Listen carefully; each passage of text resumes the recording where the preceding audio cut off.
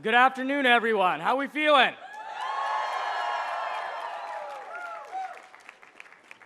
Welcome to the class of 2016 Class Day ceremony here at Harvard Medical School and the Harvard School of Dental Medicine.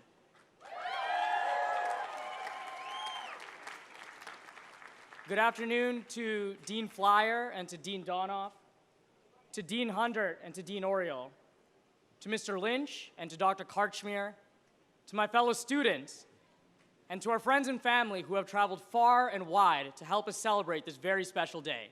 Thank you for coming.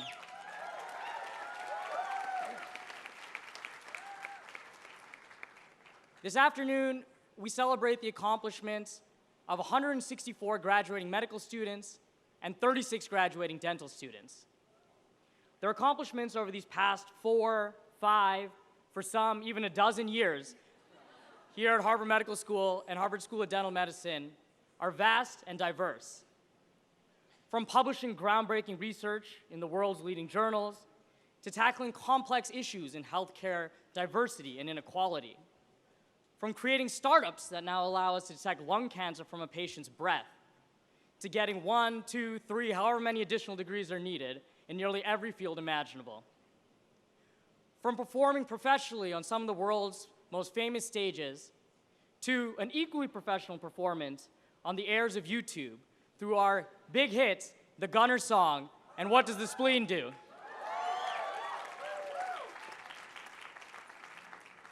This is truly a remarkable group of individuals. Let's give them a warm round of applause.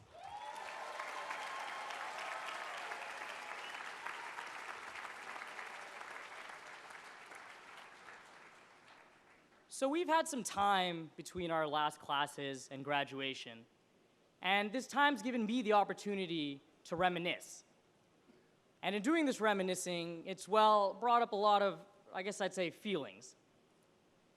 Thinking back on my 4 years at HMS, I remember feeling exhilarated the first time I walked across the quad. Really full after the 5th time in a row we went to Tasty Burger during ITP. Anxious before the first day of class. Awe after an entire month dissecting humans in the anatomy lab.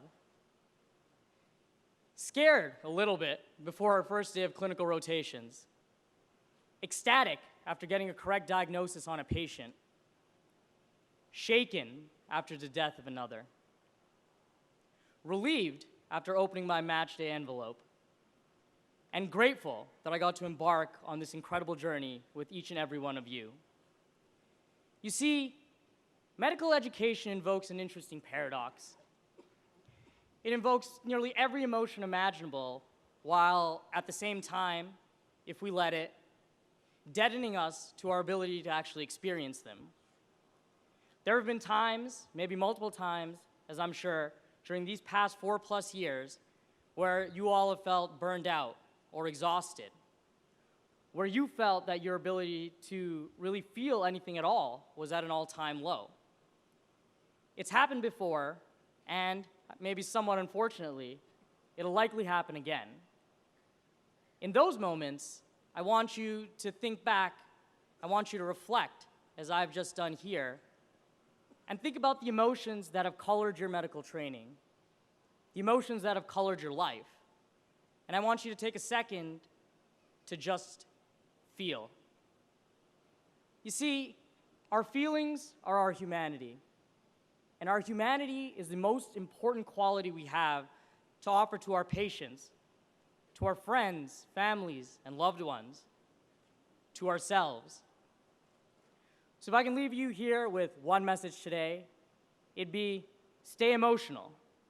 Your future happy, sad, angry, exhilarated, frustrated self will thank you.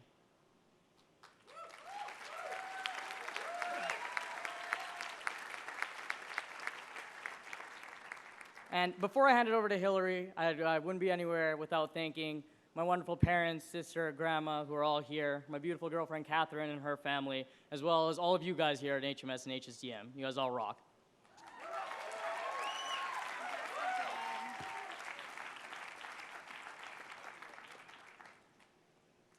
Good afternoon, everyone. My name is Hillary Lathrop, and I am so honored to be here with Pratt to be serving as co-moderator for the Harvard School of Dental Medicine in these class day activities.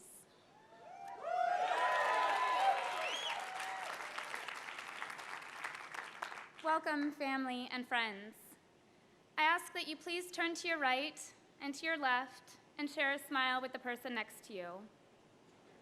If you haven't met before, introduce yourselves. We are all part of the HMS HSDM family now. I'd also like to acknowledge those who cannot be here today, for whatever the reason. Your memory is with us. So thank you all for the impact that you've had on our lives. Now, I know our hearts are full of anticipation over what's happening next, whether it's dinner celebrations, moving boxes, starting residency in a new state. But I just ask that we take a moment and take a breath to allow our minds to settle into this moment. This is a day we only get once, the day that we become doctors.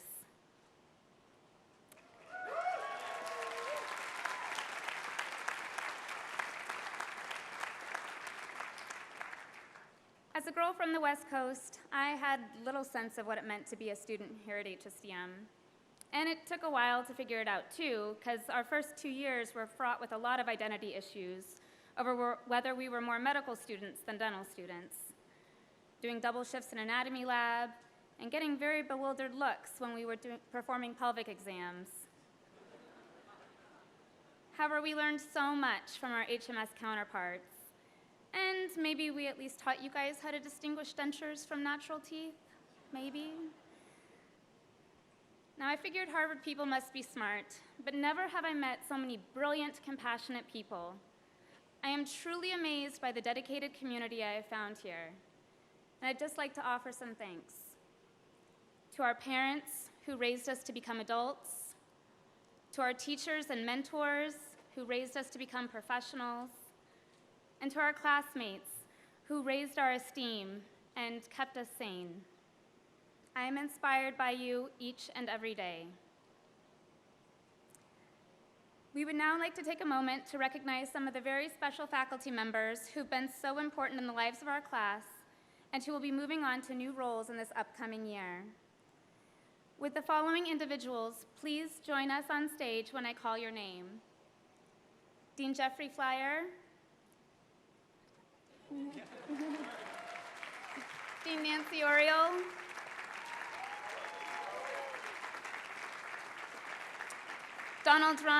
Ronald Arkey,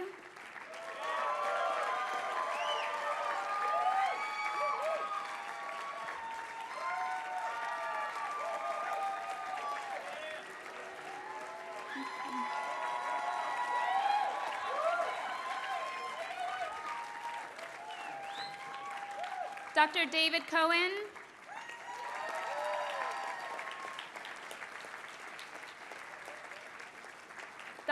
Dr. Ora Platt, and Dr. Gordon Struhler.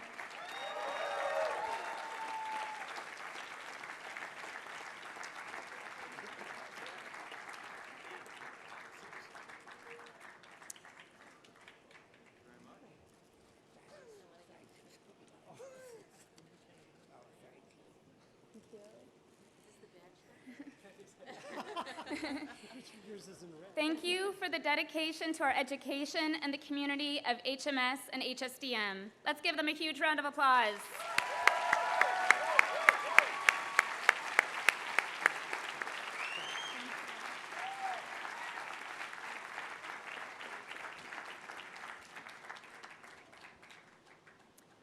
We will now introduce our Class Day speakers. Some of you may recognize our first speaker from his fantastic performance as John Keasley in our very acclaimed HMS and the Tiebreaker Tournament, or as the star of the viral YouTube videos What Does the Spleen Do and Gunner Song. But Daniel Bryan is more than a handsome face with an excellent voice.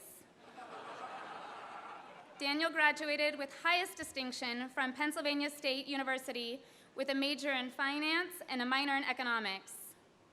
At HSDM, Daniel was selected as a fellow of the Harvard Graduate Student Leadership Institute for his commitment to teaching and mentoring. His research interests have focused on developing greater understanding of the factors influencing oral hygiene and have recently culminated in a publication in the Journal of Periodontology. He enjoys sharing time with children and individuals with developmental delay as part of HSDM outreach programs such as Action, iScape, and Special Olympics. And he will continue this work as a resident in pediatric dentistry next door at Boston Children's University. The title of his talk is Final Impressions. Please join me in welcoming Daniel Bryan.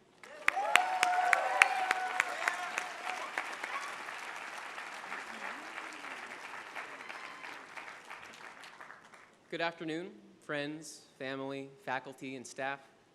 On behalf of the HSDM class of 2016, I would also like to thank you for being here to acknowledge and celebrate this accomplishment that we all share today. Throughout the past 4 years, we have relied upon all of you for your support in our times of need. We are very much aware of the integral roles you have all played in our education and development, and we are truly grateful. So again, thank you. Now, it's not often that I have the opportunity to address such a large group of people. So before I really get going here, I feel as if I need to take the time to dispel a myth that I've heard about dentists. It's come to my attention that many people feel we as a group often tell the same lame, corny, and tired jokes to our patients. Now, this is just not true. And I've tried to brush comments like that off, to not be too impacted by them, to not get into the precarious situation of arguing about it in hopes of getting to the root of the issue. And sure, maybe they say it in a tongue-in-cheek kind of way, but to tell you the truth, it really hurts my feelings.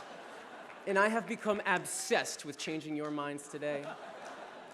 So please, if you hear anything corny like that, even if I'm only on the cusp of something truly lame, you are all now indentured to let me know. And if not, I hope these comments will make a lasting impression.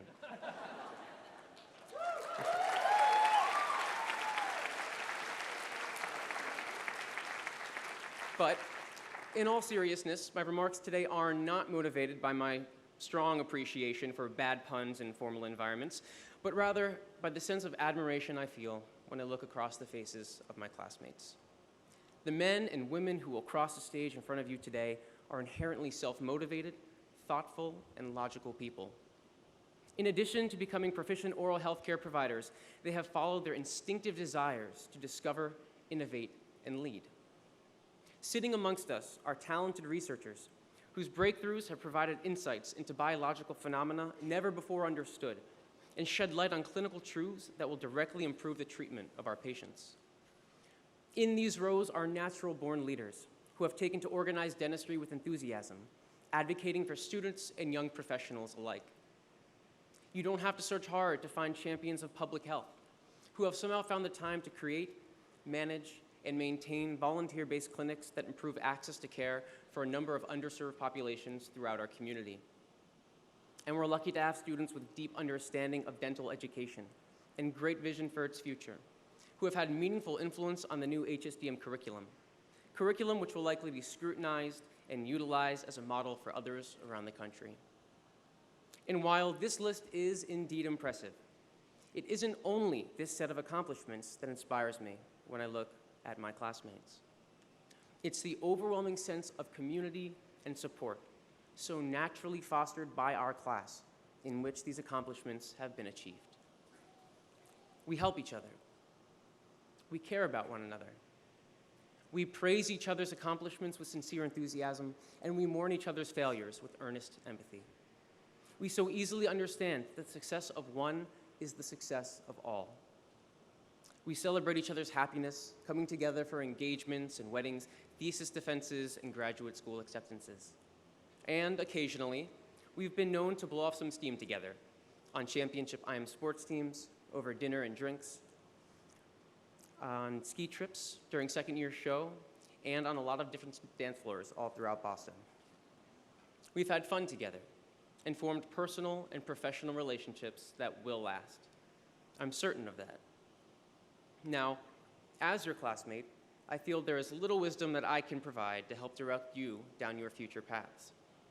The only thing I know with certainty is that countless uncertainties lay ahead. There will be challenges that are bound to test all of us in ways we've never imagined.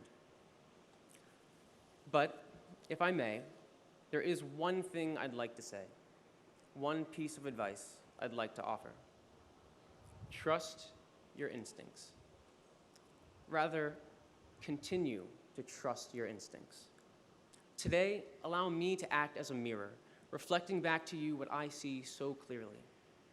Your natural tendencies towards curiosity, innovation, and leadership, with equal parts empathy, community, and kindness, have served and carried you far. And while the future is full of unknowns, if you continue to trust in and listen to yourselves, nothing will be out of reach. So here's to us, class of 2016. Congratulations, good luck, and I'll see you soon. Thank you.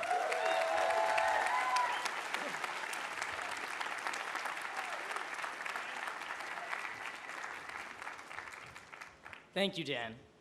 It is now my distinct privilege to introduce our two medical school student speakers for this afternoon. Our first speaker, Hisham Youssef, is not only the youngest graduate of our medical school class, but is also one of my closest friends and mentors. Hisham grew up in Scottsdale, Arizona, where he attended the University of Arizona, majoring in physiology with minors in chemistry and biochemistry. At HMS, Hisham was honored with the prestigious Linan Award for his outstanding community leadership and academic excellence. Originally focused on cancer biology, Hisham switched his research interests after working with refugee and immigrant communities. His goal is to understand health systems, with a specific emphasis on delivery of care in resource-limited contexts.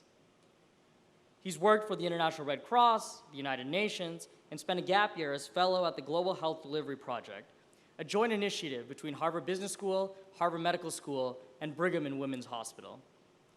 He is an avid dancer, a music aficionado, and a world traveler. Between work and pleasure, Hisham has traveled to over 25 countries during medical school. His remarks are titled, From Pipe Dreams to Pipelines. Please join me in welcoming Hisham Youssef.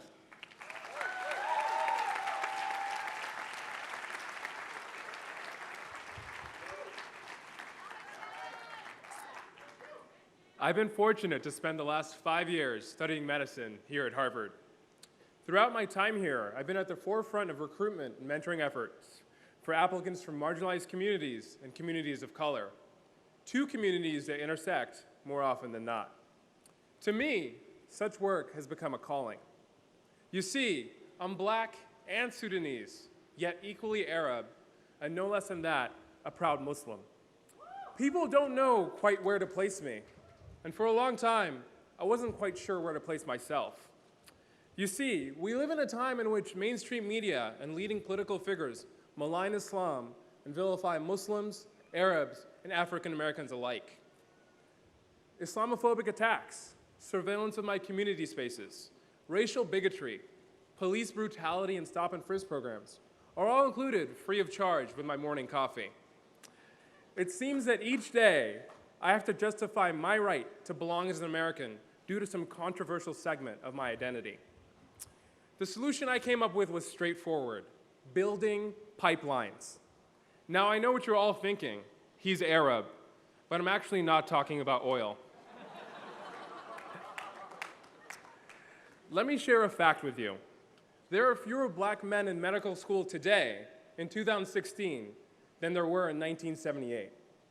Think about that for a second.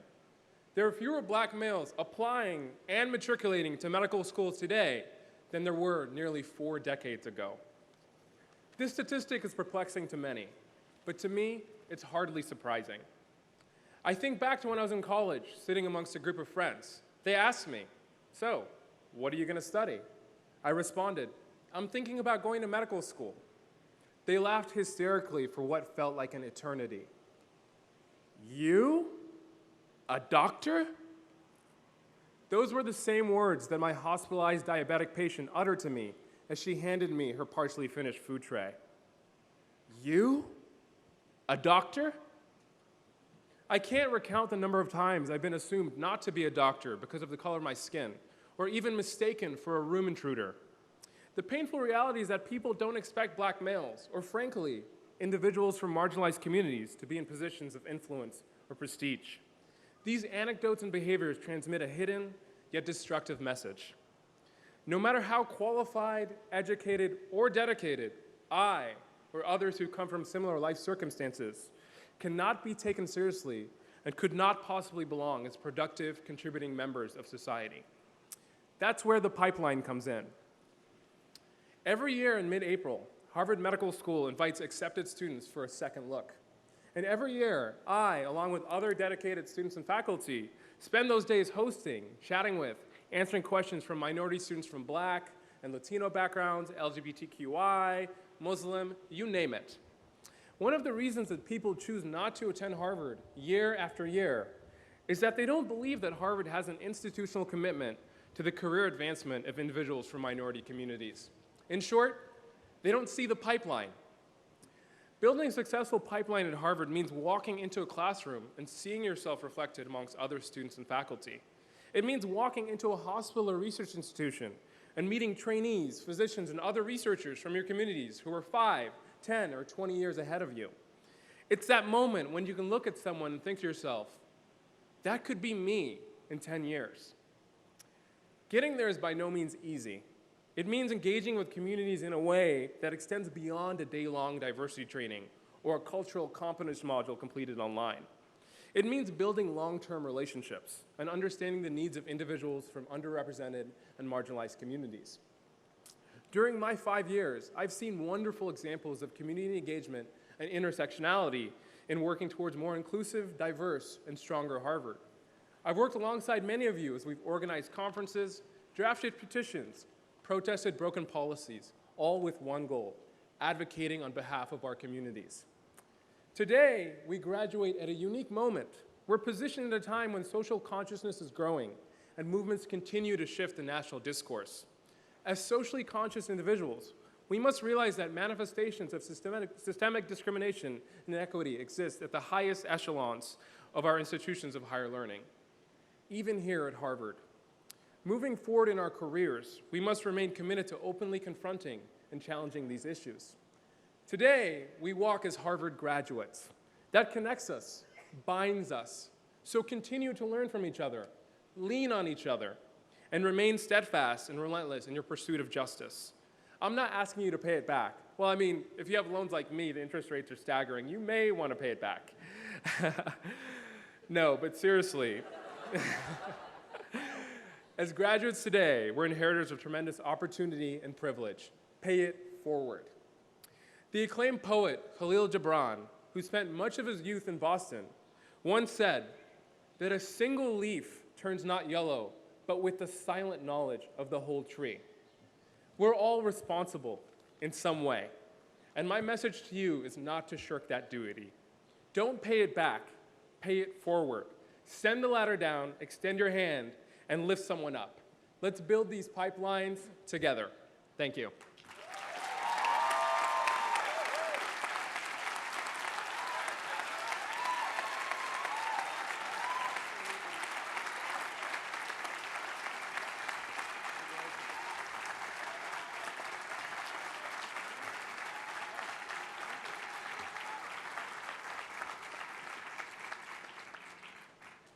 Thank you, Hisham.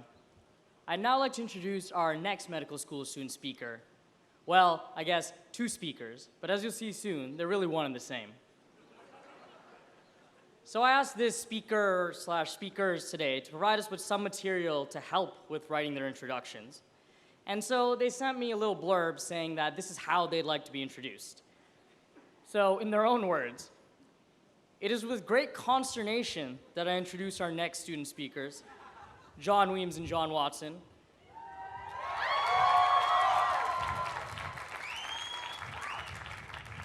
John and John are well known at HMS for saying the wrong thing, exacerbating awkward situations, or just mumbling through unintelligible gibberish. Their self-written introduction reflects their lighthearted personalities that have blessed our class with endless humor and genuine compassion. It is my absolute pleasure to introduce our next speakers, John Weems and John Watson. John Weems was born in Katy, Texas, and after graduating from Loyola Marymount University, worked as a case manager for people struggling with homelessness and addiction. While here at HMS, John has served on the Student Leadership Committee of the Center for Primary Care and has worked to educate his classmates and other healthcare providers in caring for patients with opiate addiction. After medical school, he will be pursuing primary care through internal medicine residency at Massachusetts General Hospital. John Watson was born in San Diego, California, and after graduating from UC Berkeley, worked as a case manager for people struggling with homelessness and addiction. Sound familiar? While here at HMS, John has served as co-president of the LGBT and Allies at Harvard Medical School and has been committed to improving sexual health education here and in the community. After medical school, he will be pursuing primary care through family medicine residency at Harbor UCLA.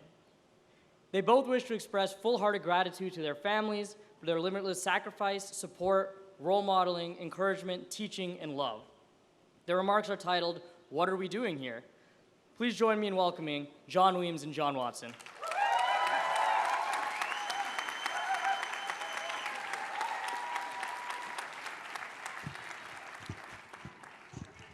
Thank you, Pratt, for that semi-accurate introduction.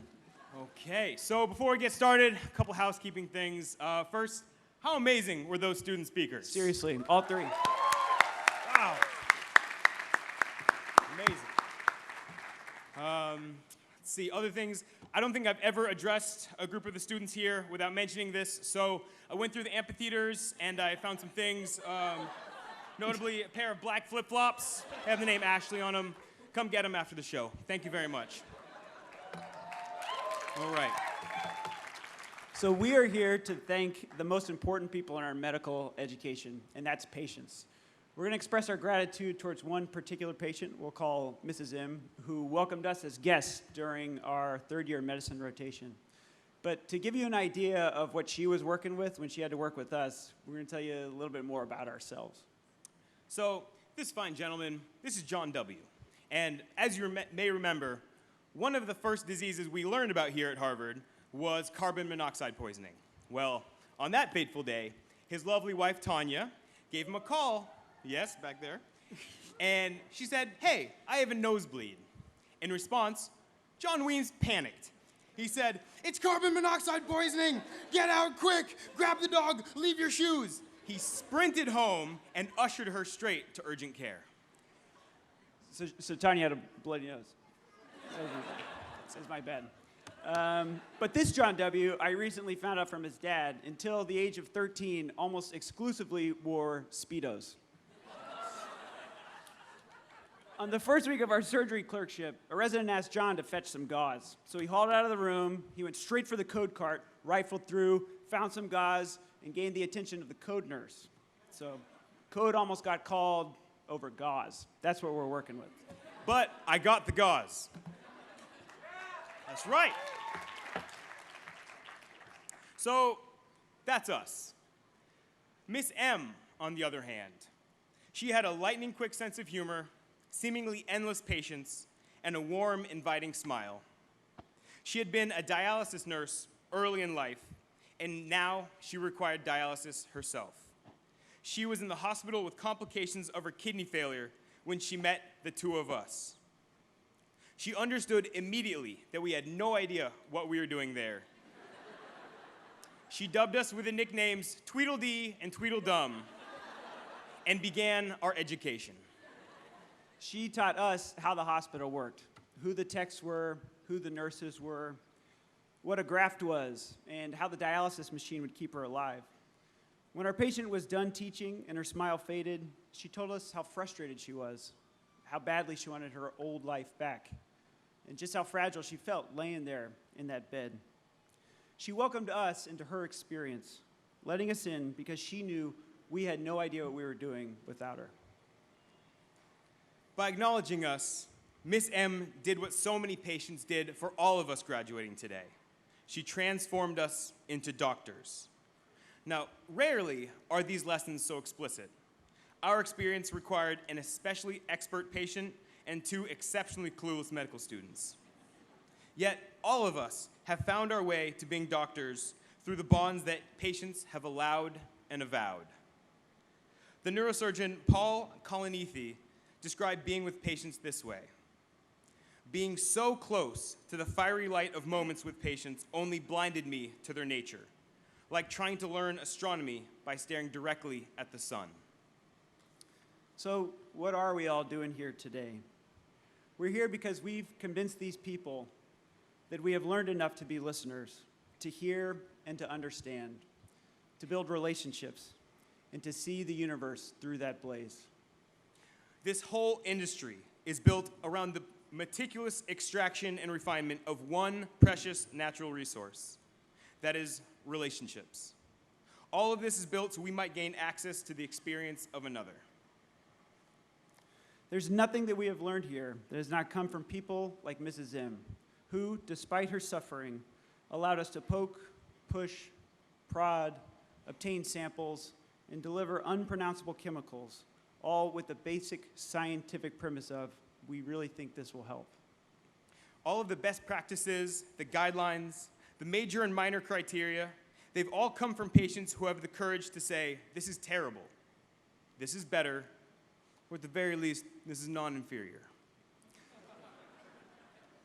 Every tutorial, every double-speeded lecture, every cramped page of first aid has been assembled from the contributions of suffering human individuals. Without patients who gave their breath to help elucidate the flow-volume loop, how are we supposed to understand what they mean when they say, I'm short of breath? It's not enough to listen. We have to face the systemic injustices in our society and in our healthcare system. As we continue to practice in the shadow of travesties like the Tuskegee syphilis experiment, we cast further shade with the undertreatment of pain experienced by people of color. How can we evaluate airway, breathing, and circulation if we can't hear young men of color screaming, I can't breathe? What's the benefit?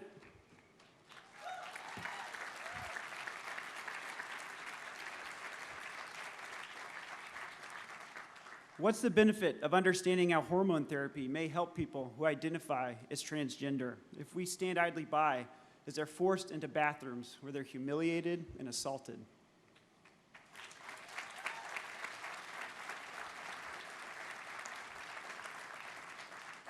And what good are all of our medical miracles if millions in our own country and billions around the world are locked out of the healthcare system that we are inheriting today?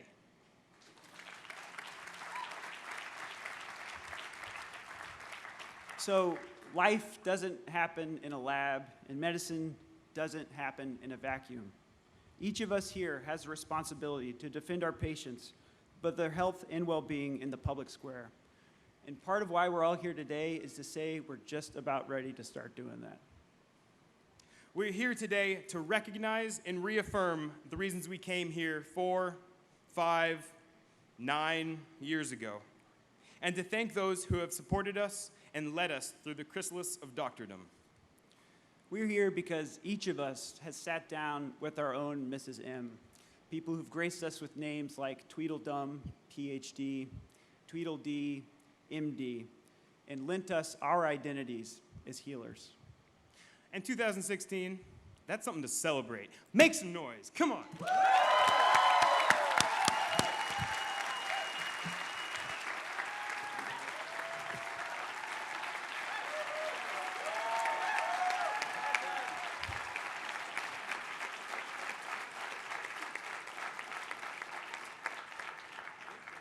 Thank you, John and John. At this time, we would like to recognize our fellow classmates who, in the midst of rotations, far-flung travel, and planning the next stage of their lives, have contributed their time and energy to make all of our graduation events possible. Many hands go into planning and orchestrating this ceremony and the events leading up to it. From oath writing, to party planning, to organizing slideshows and processional music, the logistics alone require Herculean efforts from our classmates, and that's exactly what we received. A huge thank you to all those classmates who helped.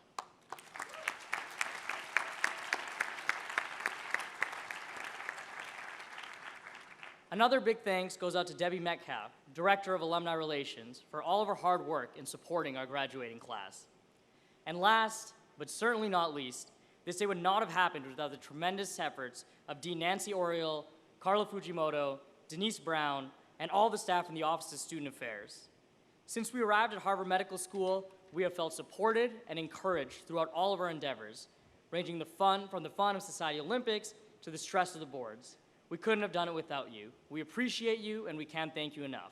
On behalf of the class of 2016, thank you.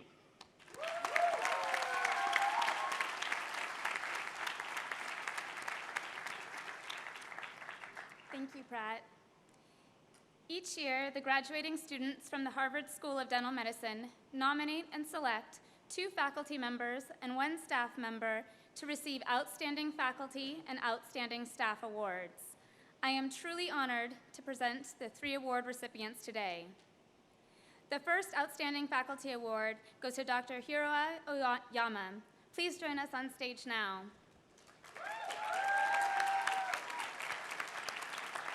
Dr. Oyama is the Assistant Professor at the Department of Restorative Dentistry and Biomaterial Sciences. And I have to say, as nerve-wracking as it is to face failure during those early days of pre-clinic or later during our licensure exams, Dr. Oyama was the perfect instructor to put us at ease. Her friendliness, memorable laugh, and approachability have helped develop our confidence as dentists. Congratulations, Dr. Oyama.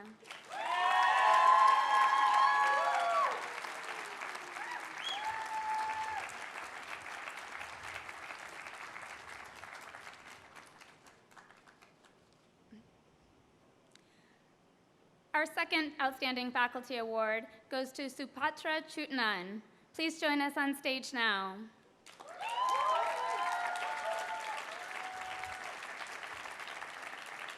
One can imagine that transforming a clumsy group of students into competent clinicians is anything but easy squeezy. But Dr. Chutnan made it seem effortless. This year's recipient of the Distinguished Junior Faculty Teaching Award, she embodies a dedication to her profession and an education of critical thinkers.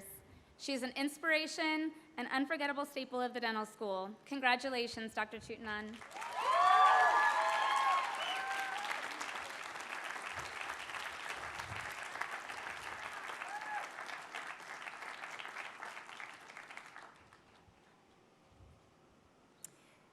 This year's Outstanding Staff Award goes to Mohammed Aladdin. Please join us on stage now.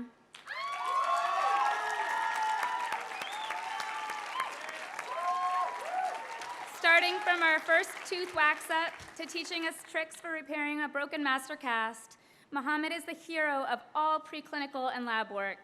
He is known for his patience, his skill, and his warm approachability. The class of 2016 cannot thank Mohammed enough for his undeniable dedication to our development in the lab and our improvement as people. Congratulations, Mohammed.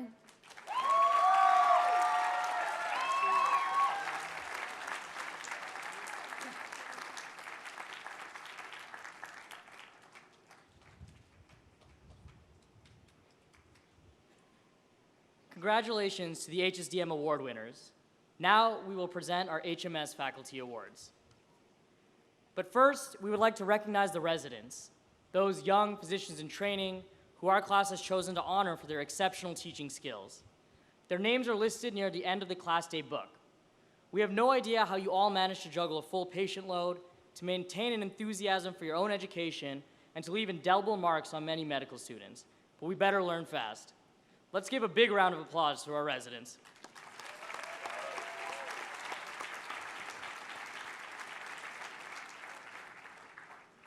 We would now like to present the Harvard Medical School Class of 2016 Faculty Awards.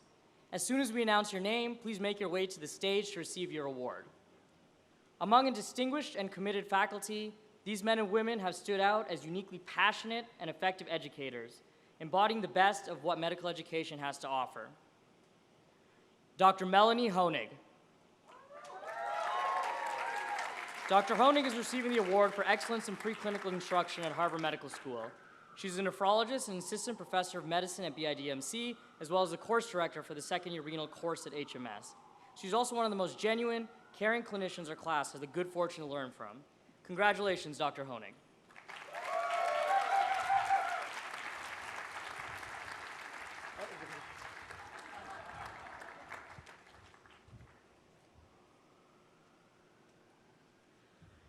Dr. Alexander McAdam.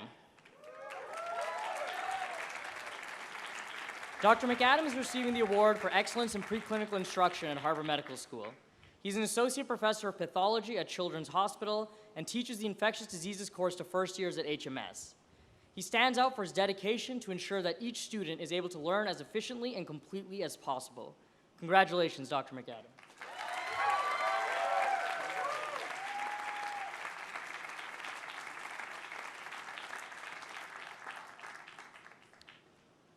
Dr. Jeremy Richards.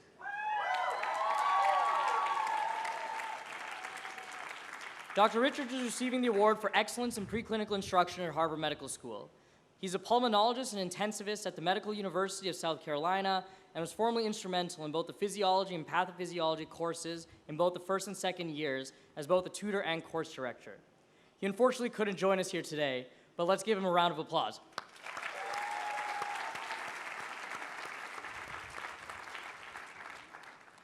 Dr. Stephen Odom. Dr. Odom is receiving the award for excellence in clinical instruction at BIDMC. He is an assistant professor of surgery, surgeon, and intensivist at BIDMC. He distinguishes himself as the surgeon teacher par excellence. He not only makes every individual student feel welcome in the OR, but ensures that they are able to learn to their greatest ability. Congratulations, Dr. Odom.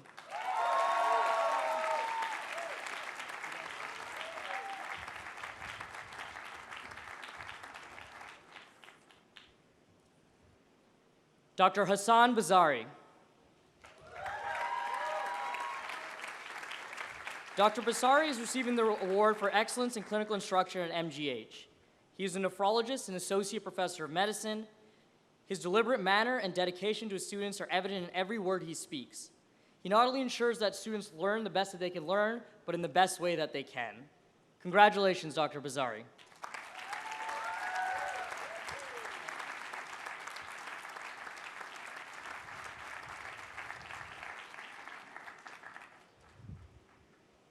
Dr. Amanda Groden. Dr. Groden is receiving the award for excellence in clinical instruction at Children's Hospital.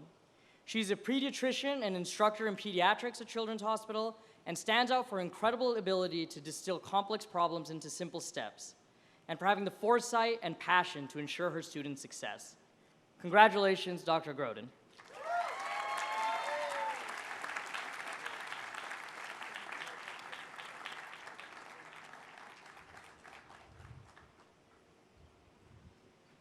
Dr. Joji Suzuki. Dr. Suzuki is receiving the award for excellence in clinical instruction at Brigham and Women's Hospital. He's a psychiatrist and assistant professor of psychiatry at Brigham and Women's Hospital and specializes in addiction medicine. He conducts many motivational interviewing workshops for medical students and residents alike. Congratulations, Dr. Suzuki.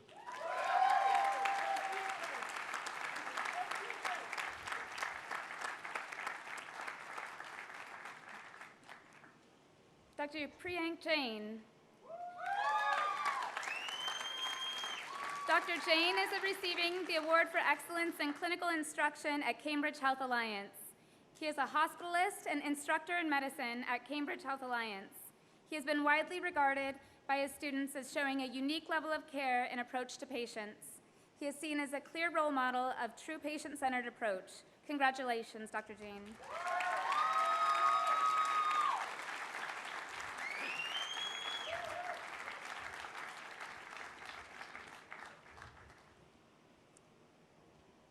Dr. Valerie Peronio Steluto. Dr. Steluto is receiving the Award for Excellence in Clinical Instruction at Mount Auburn Hospital. She is an internist and assistant professor of medicine at Mount Auburn Hospital, and she has been involved in the medical student education for over 15 years. Most of all, she is beloved by her patient Dr. 2 students. Congratulations, Dr. Peronio Steluto.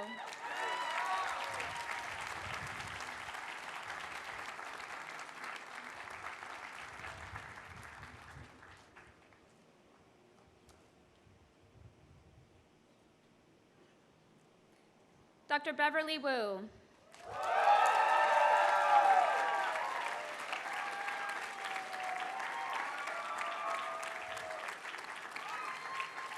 Dr. Wu is receiving the Award for Excellence in Mentoring and Advising by a senior faculty member. She is an internist and associate professor of medicine at Brigham and Women's Hospital. She led the patient-doctor course during our preclinical years and diligently served as associate master of the Peabody Society. Congratulations, Dr. Wu.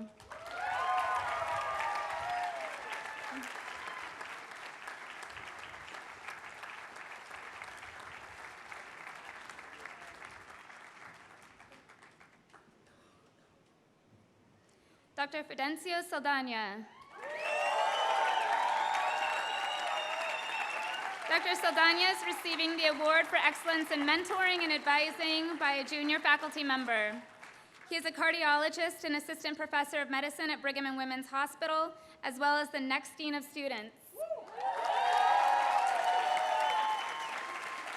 His office door is always open, and he not only excelled in identifying problems, but in taking personal steps to solve them. Congratulations, Dr. Saldana.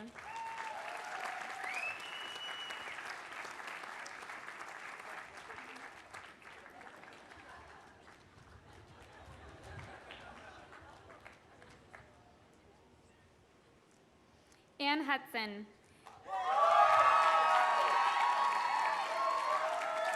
Ann Hudson is receiving the Harvard Medical School Student Life Award.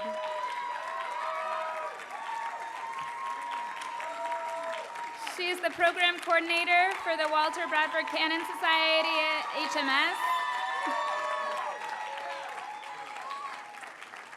From organizing the yearly barbecue to putting together dean's letters, she has been an integral part of the Cannon students' lives, as well as the students of all societies. Congratulations, Anne.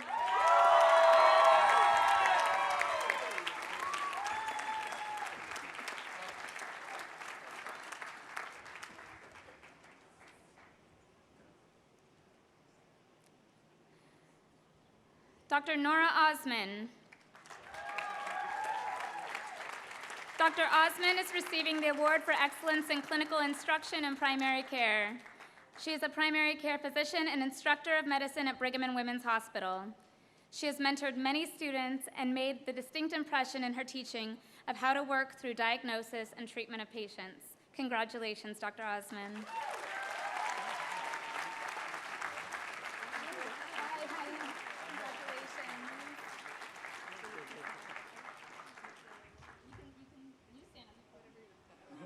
Figure it out.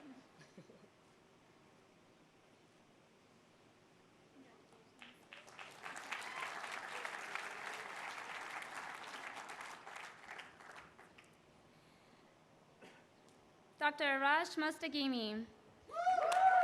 Dr. Mostagimi is receiving the Leonard Tao Humanism in Medicine Award. He is the Director of Dermatology Inpatient Service at Brigham and Women's Hospital and an instructor in dermatology at Harvard Medical School. He is known for his compassionate delivery of care to patients, and he has been a dedicated mentor and teacher to many of the class of 2016. Congratulations, Dr. Mostagimi.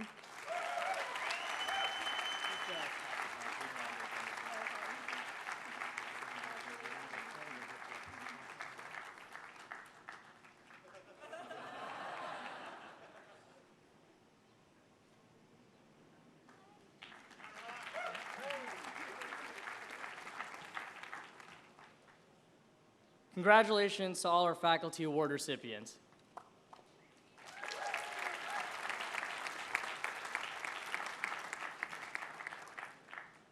It is now my honor and privilege to introduce the Harvard Medical School Class of 2016 commencement speaker, Dean Jeffrey Flyer.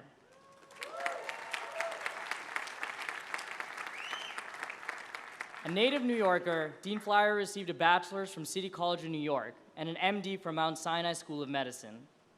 Following his residency training in internal medicine at Mount Sinai, he joined the National Institutes of Health as a clinical associate. In 1978, he joined the Faculty of Medicine at HMS and was named chief of the diabetes unit at the Beth Israel Hospital, and later became chief of the endocrine division. In 2002, Dr. Flyer was named Chief Academic Officer of Beth Israel Deaconess Medical Center. In 2007, he was appointed Dean of the Faculty of Medicine, where he was served as a beloved faculty member and leader of the Harvard community. Since becoming dean, Dr. Flyer has started a new tradition of monthly lunches with students and is one of the only deans to participate in the annual Society Olympics. Dean Flyer has authored more than 200 scholarly papers and reviews and has received numerous honors and awards for his work. His dedication to both the academic and social well-being of students at HMS is to be commended.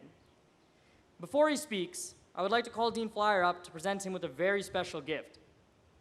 Dean Flyer, given all that you have done for our institution and for our class, we're honored to make you an honorary member of the class of 2016.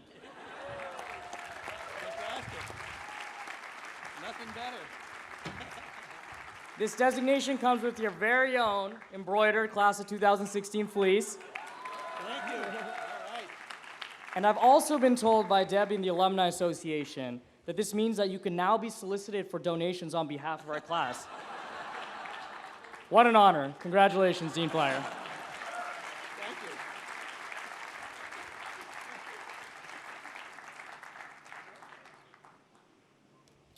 you. Okay, thank you, Pratt.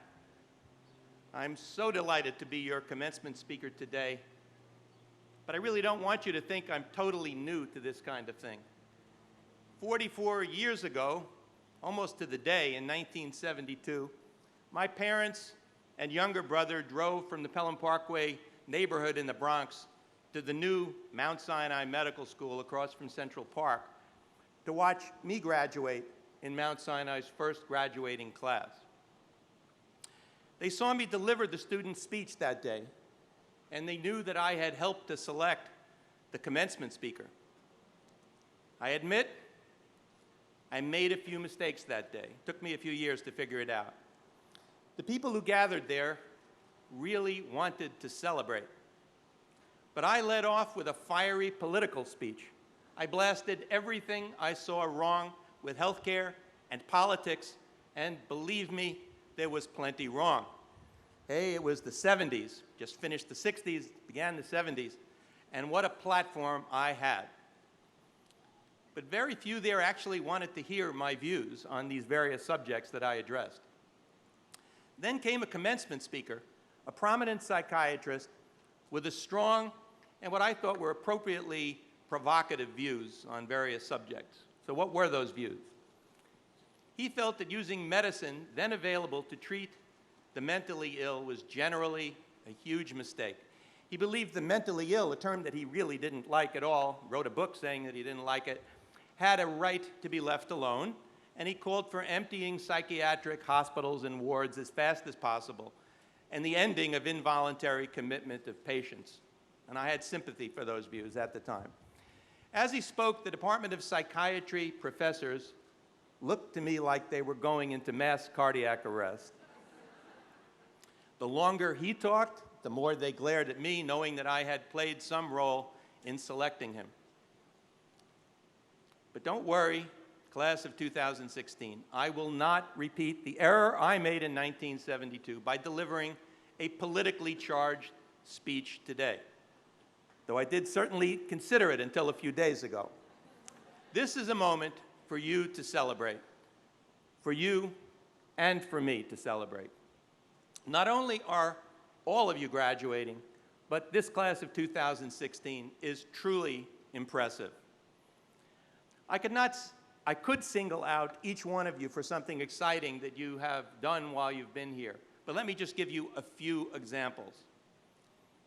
We have a student who, in addition to being a Rhodes Scholar, used his passion and skills in healthcare policy to create Be Jersey Strong, a program helping uninsured individuals in his home state to sign up for available insurance. And that student is Akash Shah. If you would please stand and take a bow.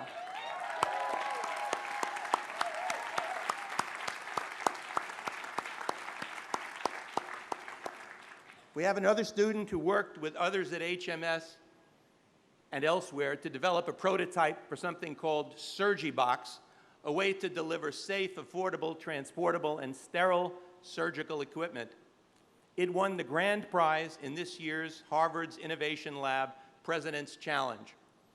And that is Debbie Teodorescu. Please stand.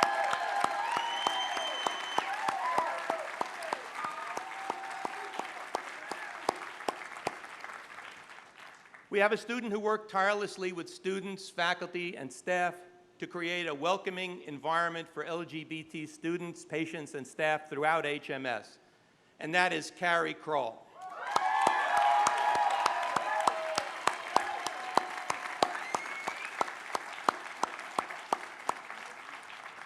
We have a student who joined with others to found the first student-faculty collaborative pediatric clinic in the nation at MGH Revere, and that is Amy O'Brien.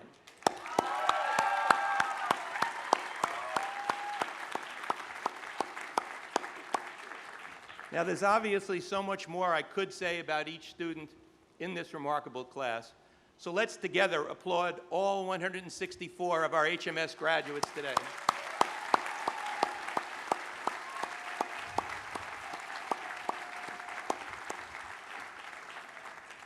And let's together recognize the people here whose work, sacrifice, and love made these achievements possible. Let's have a standing ovation for your parents, family, friends, partners, and significant others.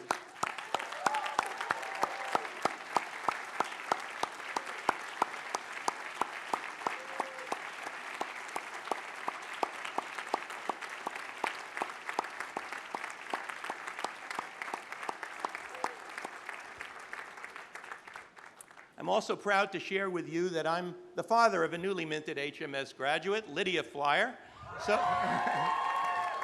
So today is especially meaningful for me and for my wife, daughter, and brother, who are all on the HMS faculty and who are here today. So let's applaud all the faculty, staff, and other mentors who've supported and encouraged all of your endeavors.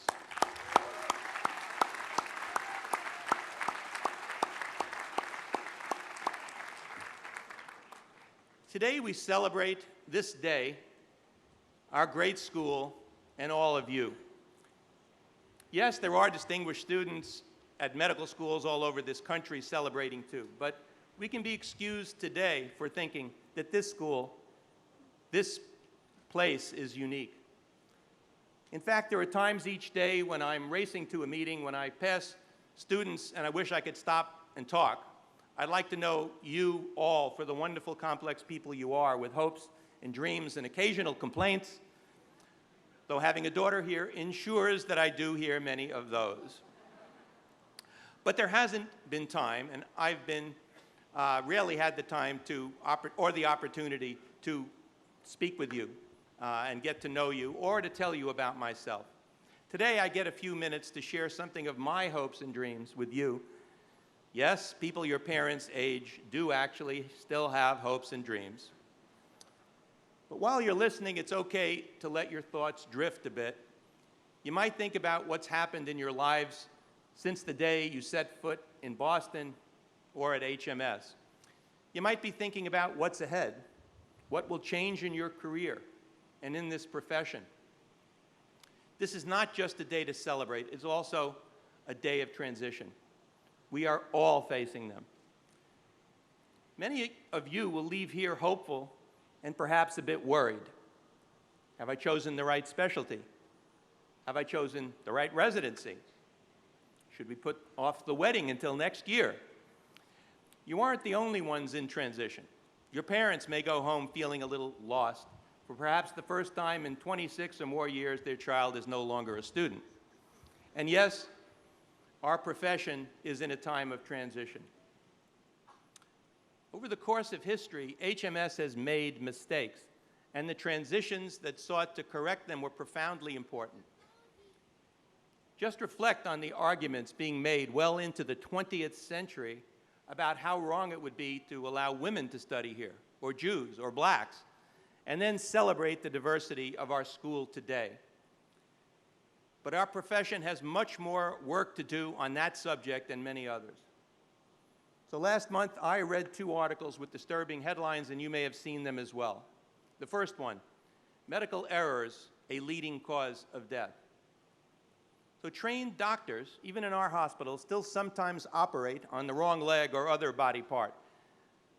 Though much progress has been made, we have failed to sufficiently reduce medical errors within our hospitals and in our practices.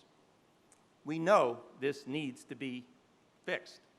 Some of the brightest minds at HMS and elsewhere are dedicating their careers to addressing this problem, but we haven't yet fixed it. Here's the second headline. Study, 1 in 3 antibiotic prescriptions unneeded. So it's hard to overstate the value of antibiotics. Everyone knows about that. And that's why it's so frustrating to read that physicians gave out millions of inappropriate antibiotic prescriptions last year. Some estimate 1/3 of all such prescriptions. That's not just a waste of money. These prescriptions promote antibiotic resistance, an increasingly critical therapeutic challenge. And by the way physicians prescribe opiates, most often with the appropriate intent to reduce pain, which we all seek to do, happens to contribute today to the epidemic of opiate overdose deaths. Now, we're always transitioning between the imperfections of today, as illustrated by these examples and many others that I could give, and the better care we seek in our future. And it gives me comfort to realize that many of you under this tent will play a key role in making that happen. But while you can see some transitions that are ahead, you cannot imagine them all. Now, when my parents watched me walk across the stage in 1972, they thought they knew what lay ahead for me. I would be a doctor, of course, and after further training, I'd open a practice in the Bronx to deliver care, or if I was really successful, maybe in Manhattan. But I didn't do what they or I imagined at that time. Many of you won't do what your parents or you today imagine either, for this is a time of change for everyone. My life was forever altered when, as a young trainee in endocrinology, I made a discovery that taught me that generating change through discovery was not a fantasy.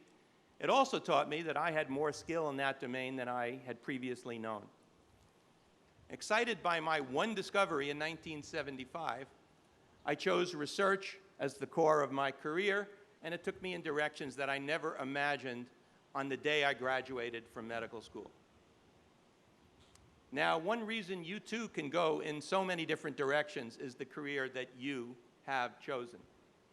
The simple act of taking your graduation oath today offers you many exciting paths to explore.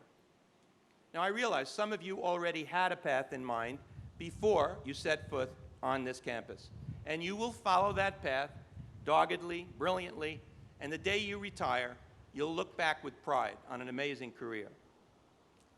Some of you want to change the lives of millions, like our extraordinary colleague and teacher, Paul Farmer. But changing the world doesn't require becoming Paul Farmer, as Paul himself will tell you if you ask him. To diagnose or treat one patient changes the world for that person. Those of you sitting here today will change the world as caregivers, as researchers, as policy wonks, and as leaders. Some of you, I can promise you, will change careers 3, 4, or 5 times in the decades ahead. And some of you will end up excelling and becoming the leaders in areas that simply don't exist today. Some of you may provide the answer to the age-old question: what does the spleen do? That's the recurring theme for this day, I think. So I'm 68 years old, and I also see myself in transition. I've been a researcher, a physician, a dean. Now, in addition to research and education, I want to deepen my focus on public policy. I'd like to reconnect this to the passion of my 1972 graduation speech. But this time, I think I know a lot more than I did then.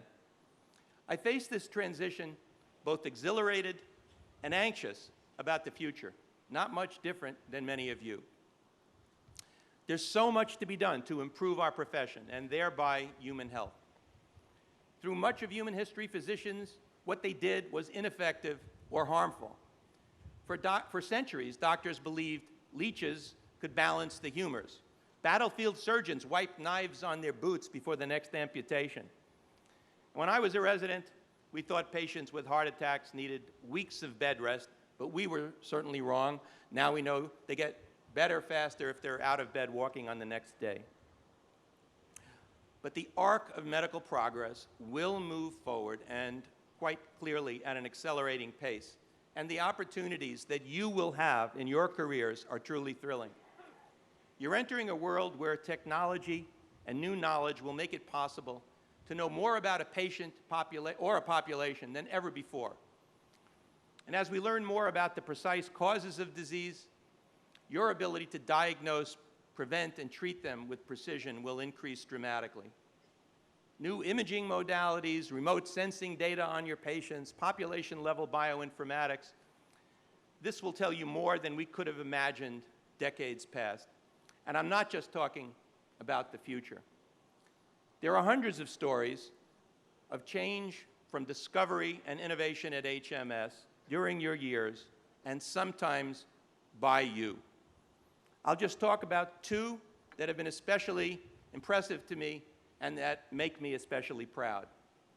One involves the very first faculty member we hired in our basic science departments after I became dean. The genetics department, a world-famous department of genetics, wanted to hire an assistant professor.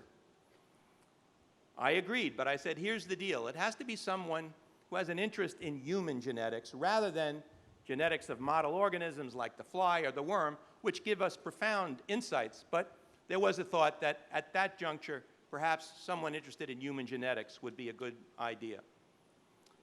Not everyone agreed. We should pick the best possible scientist, people said, regardless if they work on what they work on. So we compromised. There was really a brilliant compromise. We hired the best possible scientist, and he also happened to be working on human genetic disorders. And that person is Steve McCarroll. Some of you may be familiar with his groundbreaking work. It's deeply innovative. It's already sparking change. Still, that's not what excites me most about Steve's contribution. For that, you'll have to wait a couple of minutes. Meanwhile, I'll tell another story about something we too rarely associate with innovation, and that's primary care. I don't need to tell the students here about the primary care crisis in this country. I may need to fill in some of the parents. Primary care docs are like what my parents thought I would be. They're the first doctors to see someone with a new problem, and they provide comprehensive and longitudinal care. But I'll tell you the truth, when I became dean, having been a physician scientist, primary care was not on my radar. Soon after, a group of wonderful activist students with a passionate interest in primary care persuaded me that I was wrong. So I did my homework. I found this. First, good primary care improves health while lowering health care costs. That's a good combination. Second, in the US, we provide less funding for primary care physician time than we do for more specialized disciplines. That's really a historical accident more than anything else. Third, because we didn't stress primary care, lots of students here believed we didn't respect the choice of primary care careers. So what could I do? Any money that I might put towards a new program in primary care meant, at that point, taking money away from other worthy efforts, and that was difficult. Well, sometimes things happen and you say, yes, there is a God. As we were wrestling with this problem, I received a phone call from a person I had previously met. He'd heard about our dilemma. And here's the short version of the conversation, but it's pretty close to what the actual conversation was. I'd like to fund your center, he said. I said something about how this would be rather expensive, and he said, send me a proposal. If it's really good, I'll fund it up to $30 million over the next 5 years. Now, when I climbed back onto my chair, he said, there's another stipulation. I'd like my gift to be anonymous. So as much as I'd like to, I can't tell you today the name of the generous and compassionate and idealistic person who made that gift. But the measure of what he did is that since 2011, we've had a center that trains excited students how to give better care, one patient at a time, trains them how to create primary care partnerships with other health professionals and organizations, and influences other schools to create centers like this because Harvard Medical School has done it. Now, there's still much work to be done before we fix the problems in primary care in this country, including finding better ways for HMS to involve the field of family medicine, which I know many students would like us to do. But now HMS is fully engaged in this area. But what's the broader significance of this story? Well, first, to quote John Lennon, people in my generation knew who that was, life is what happens when you're making other plans. I didn't have any idea when I started as dean that I would play any role in the creation of a primary care center. But I'm as proud of that as anything that's happened during my 9 years as dean. But there's a second lesson. It's that Harvard hasn't educated you by itself. Your education does require partnerships. A partnership between you and your family sitting in the back, the faculty sitting in the front, the agencies which fund so much of our research, and yes, the benefactors who support our greatest goals, like the anonymous individual who didn't even want his name to be known. Now, whatever path you take, you will succeed, at least in part, through partnership. And speaking of partnerships, let me return to Steve McCarroll, who I'm going to ask to stand and take a bow over here. Steve. Thank you. So in one of his lines of work, Steve was trying to solve a mystery, the genetic basis for schizophrenia, a disease that affects about 24 million people around the world with devastating effects. We know too little about the biology of schizophrenia to map out fully effective treatments. Dr. McCarroll led a large worldwide team to identify the responsible genes. They found an area of the genome that seemed especially important. But what was the identity and the function of the schizophrenia-associated genes residing in that small area of the genome? They could not figure it out, at least for a while. On New Year's Eve back in 2013, Steve was heading to a New Year's Eve party. His cell phone rang. It was an email from an HMS student who was working in his lab. Steve opened it, and the student working alone on New Year's Eve had attached a graph so simple that you might not have thought it was important. But as soon as Steve looked at it, as he was quoted as saying in a recent New Yorker article about this discovery, it was immediately clear he had solved the genetic mystery. That MD PhD student became the first author on a truly groundbreaking paper involving collaborations with additional faculty at the Harvard Medical System, describing a new theory for the origins of schizophrenia, and I think this will be a durable theory. I'm so proud to tell you that that student is graduating today. Ashwan Sikar, please stand and take a bow.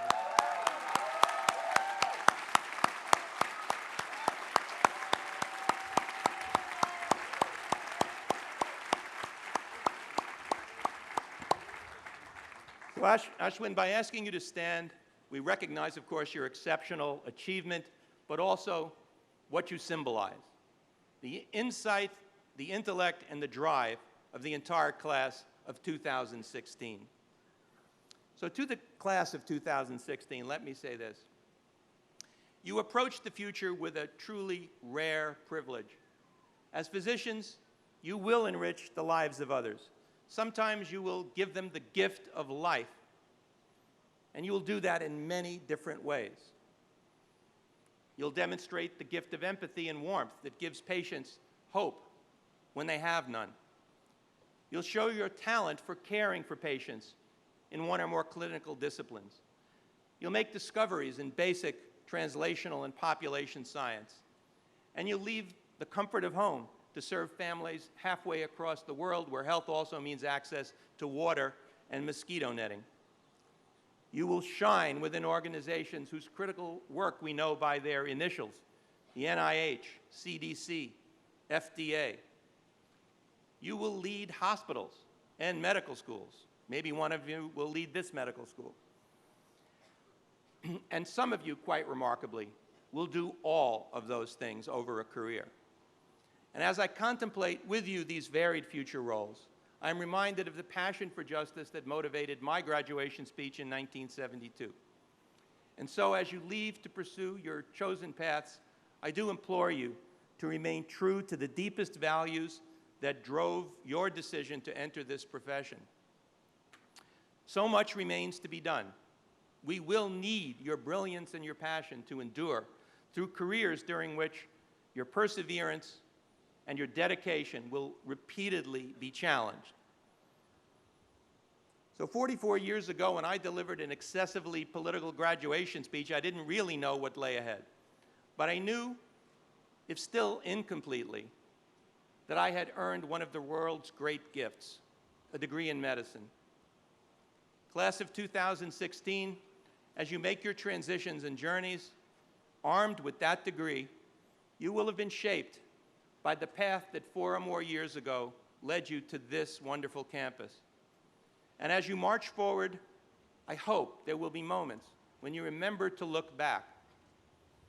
Life, after all, should involve the memory of your triumphs, and this is one of those. Remember this day.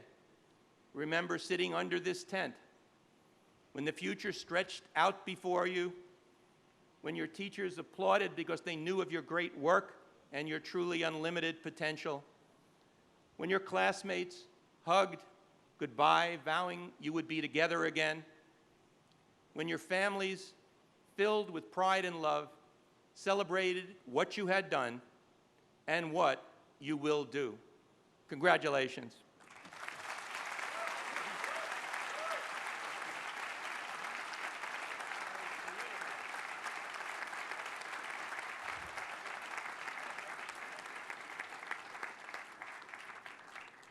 Thank you so much, Dean Flyer, for your wise words and all of the guidance you've given us over your tenure as Dean.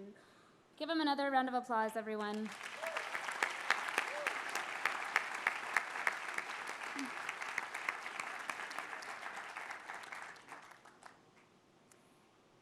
It is now my distinct pleasure to introduce the Dean of the Harvard School of Dental Medicine, Dr. Bruce Dunoff. Dr. Dunoff embodies the bridge between our two schools. He received his DMD from Harvard School of Dental Medicine and then went on to earn his MD from Harvard Medical School as part of his residency in oral and maxillofacial surgery at Massachusetts General Hospital, where he continues his work and was named Chairman-in-Chief of Service in 1983. He has served as the Dean of Harvard School of Dental Medicine for 25 years, and in his career has authored numerous papers and has been the recipient of some of the highest awards, including the Alpha Omega Achievement Award, an honor shared with Dr. Albert Einstein, so pretty good company, I'd say. But probably his most significant contribution has been as a teacher and personal mentor to many students. I know that personally, he even took time out of his busy schedule to evaluate one of my patients, demonstrating thoughtful care and concern. So today, it is my sincere honor and privilege to introduce our beloved Dean of Harvard School of Dental Medicine, Dr. Bruce Dunoff.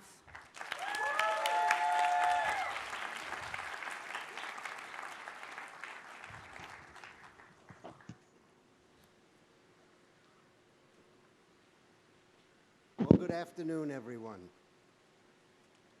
This is such a special day for all the graduates of the Harvard School of Dental Medicine and Harvard Medical School, the class of 2016.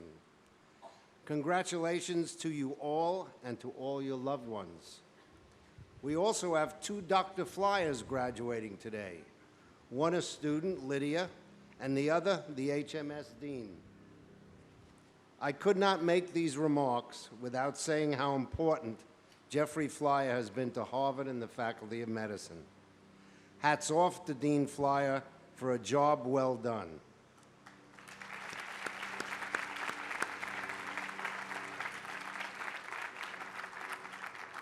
I hope those of you who have been around a while also noted that the paths in the quadrangle, which used to be stone pebble-strewn paths, have now been paved. So congratulations to whoever did that.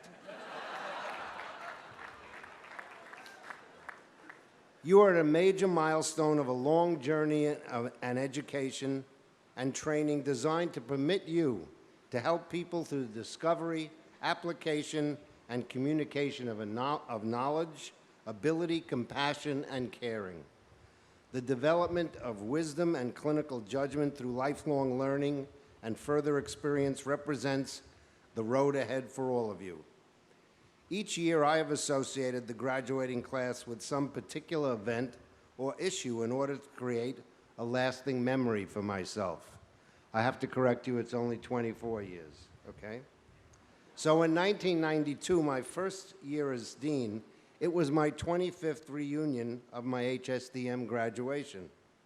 In 1998, it was the first class graduating from the 4-year problem-based learning program. And last year, it was an unbelievable record snowfall in Boston and the students' deep passion for improving the lives of others, especially those with the greatest need.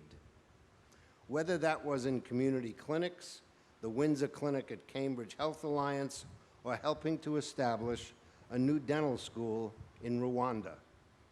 This year, I will remember the HSDM class of 2016 for your involvement in organized dentistry, whether that is by being the #1 student group in presenting papers in organized meetings or published papers. No small feat for one of the smallest dental schools in the nation. Also, your contributions to the new curriculum, now called the Pathways Program, when the previous one was called the New Pathways. I don't understand that,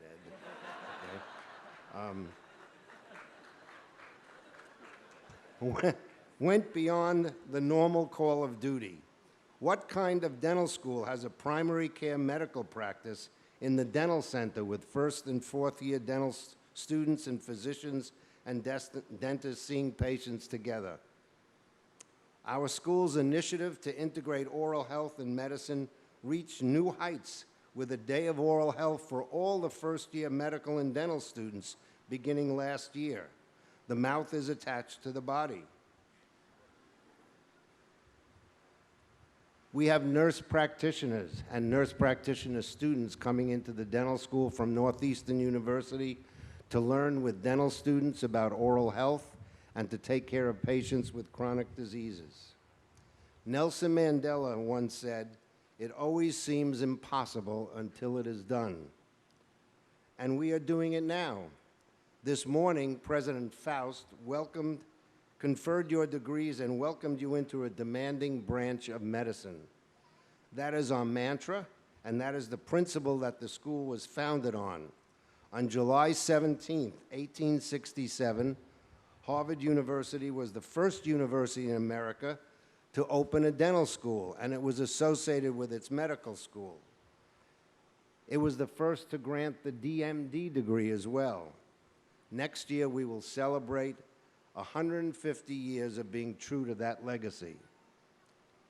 Edward D. Churchill, who was the chief of surgery at Mass General, said in a New England Journal article in 1951, "The most significant trend of the 20th century is that towards cultivating the discipline of the mind needed to complement and guide surgical technology," quote. End quote. Not every diagnosis of dental decay and gum disease requires surgical methods. Immunization by vaccination now has its equivalent in oral health. Understanding susceptibility to caries based upon genetics, nutrition, economic and social status, and the use of what we now can call dental immunizations by remineralization techniques, tooth protection by fluoride treatments and sealants, can eliminate the use of the drill in many cases. Understanding the microbiome during infancy to children may lead to new treatments of the #1 non-communicable disease in the world, dental decay. Dental decay sounds insignificant, but it probably leads to more pain, more missed school days, and nutrition issues, and slowed development than any other childhood disease. Dental immunization represents a wonderful example of medical management of surgical disease. Ever since Australian physicians Barry Marshall and Robin Warren won a Nobel Prize in Medicine in 2005 for the discovery that gastric ulcers are caused by bacteria, I have become enamored of the term. Their discovery of Helicobacter pylori was groundbreaking and opened up the study of the human microbiome. The practices of medicine and dentistry for all of you will undoubtedly be shaped by discoveries in these areas, whether the findings are related to the intestine or the oral cavity. It will just take one of you to discover how the human immune system turns these normal inhabitants into pathogens. I liken the concept of natural microbes being involved in disease with the realization in the mid-1850s that cholera could be transmitted by water, when at the time airborne transmission of all disease was thought to be the norm. Increasingly, data shows that good oral health leads to better management of total health and reduced medical costs. You heard Dr. Flyer talk about the importance of primary care in reducing medical costs. Integration of oral health and primary care medicine is important, and your education with the medical students has prepared you better than most for leading the charge and change in the dental profession that will see changes in the model of care and changes in the value statements for the profession. When I greeted you 4 or 5 years ago, I told you that communities based on merit and passion are rare, and that people who have been part of them never forget them.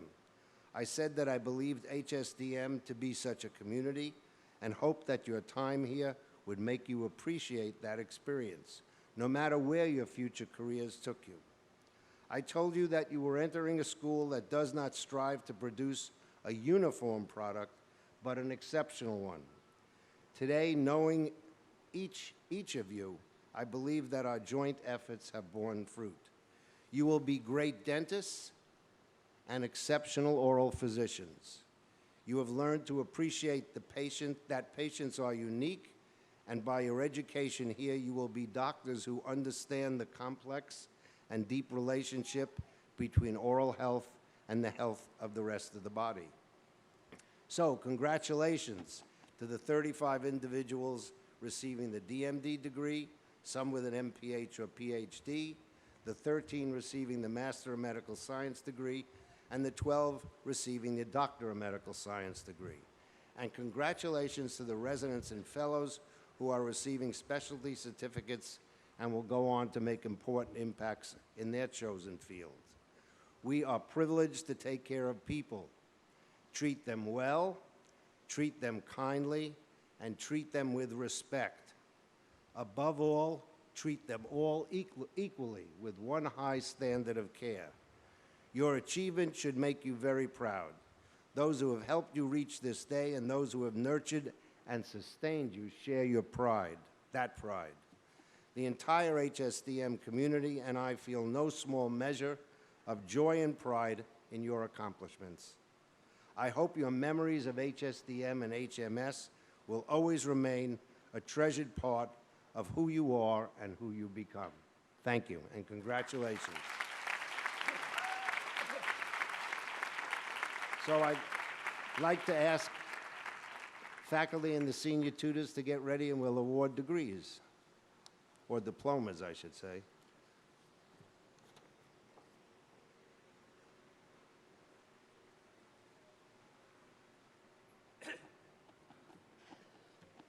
Good afternoon. I'm Dr. Sang Park, Associate Dean for Dental Education at the School of Dental Medicine. It is my honor to present to you the members of the Harvard School of Dental Medicine class of 2016. Will the members of the class please rise and approach the podium to their right?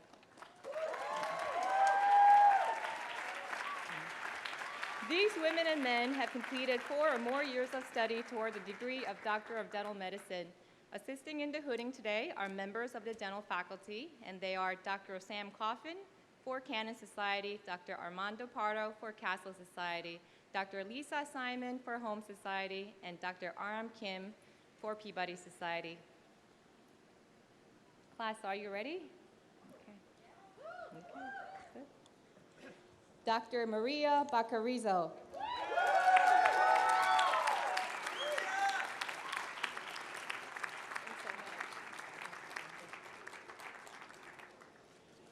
Dr. Martin Thomas Berger.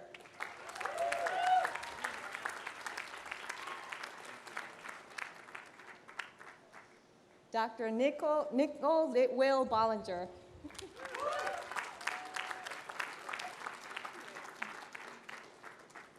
Dr. Daniel Joshua Bryan.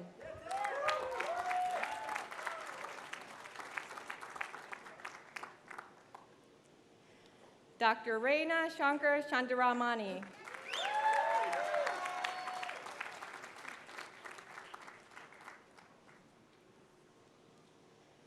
Dr. Yasmin Noor Shebi.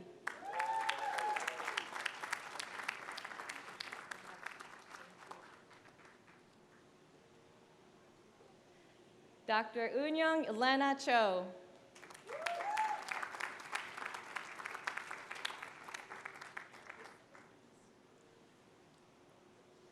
Dr. Renee Yu-Hong Fen.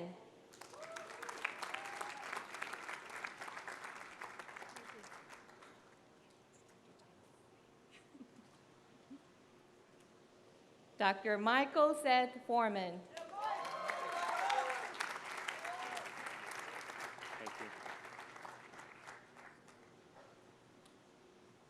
Dr. Gina Ann Gill.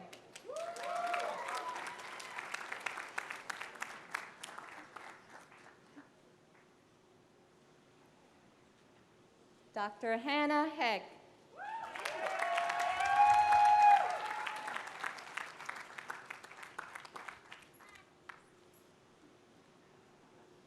Dr. Sina Hedayatnia.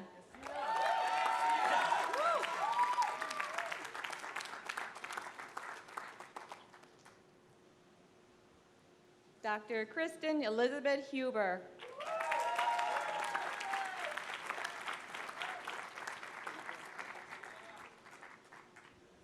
Dr. Lauren Naling Hum.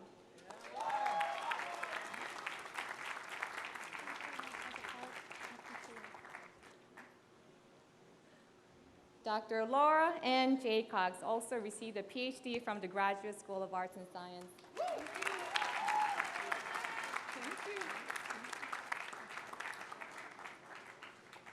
Dr. Nicholas Zachary Callis.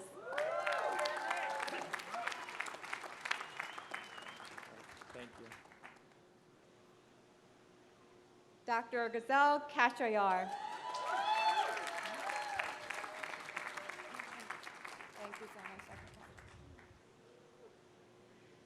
Dr. George Carl Koch.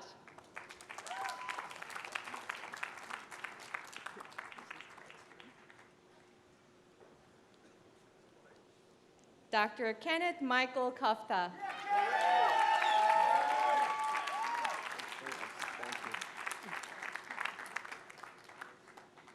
Dr. Hillary Eaton Lathrop.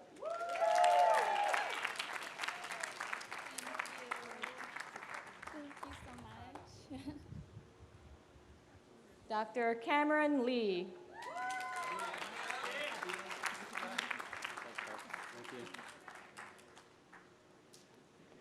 Dr. Cliff Lee.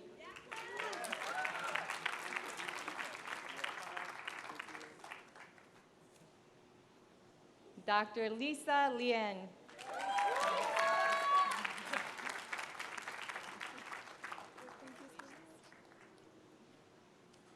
Dr. Lily Liu.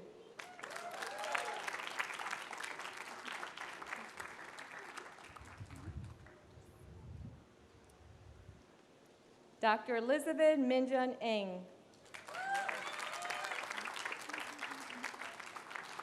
Thank you.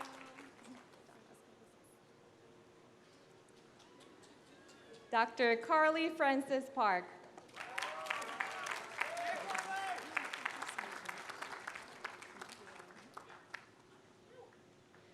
Dr. Justin Conrad Partridge. Thank you. Dr. Tina Wren.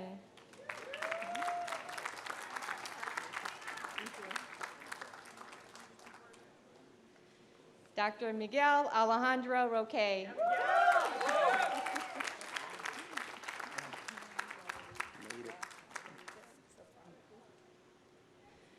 Dr. Jessica Sarah Saliba.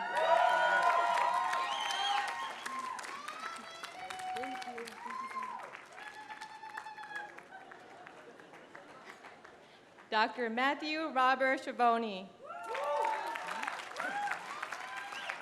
Thank you. Dr. Justin Michael Scheinbaum.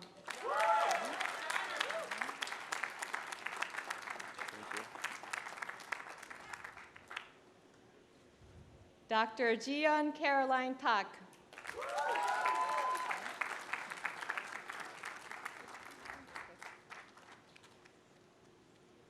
Dr. Puya Mustafa Vakilian. Thank you so much. Dr. Marian Vlahos.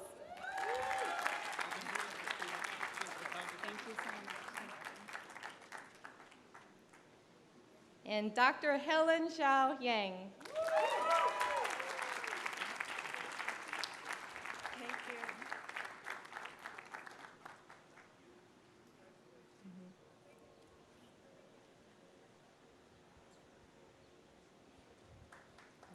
Ladies and gentlemen, please join me in congratulating the Harvard School of Dental Medicine class of 2016.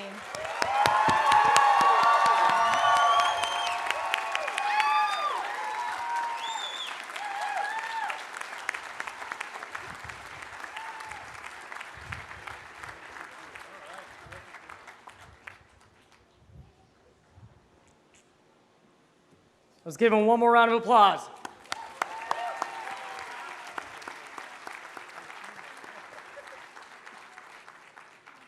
I would now like to re-welcome our newest member of the class of 2016, Dean Jeffrey Flyer, to initiate conferral of the medical degrees.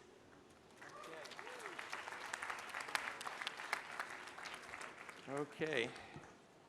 So before we move on, I would like to recognize two people seated with us on the stage. First, Dr. A.W. Karchmer is the representative of Alumni Council. The Alumni Council provides mentorship for students, guidance to the school, and we look forward to your potentially playing a role in that organization over the decades to come. A.W. And then Peter Lynch, seated to his right, left as you're looking. Peter is the representative of our Board of Fellows, a remarkable group of people who provide advice to the school and to me, and support for the school. And I want to thank both of you for your steadfast support of students and our school. And Peter happens to have a daughter amongst you who you will be seeing in a few minutes. So normally this is the point where the dean says a few things, but since I already said a few things, I am going to ask Ed Hundert, the Dean for Medical Education, to come to the podium to share a few reflections, and then he will get on with the program of conferring the degrees to the HMS class.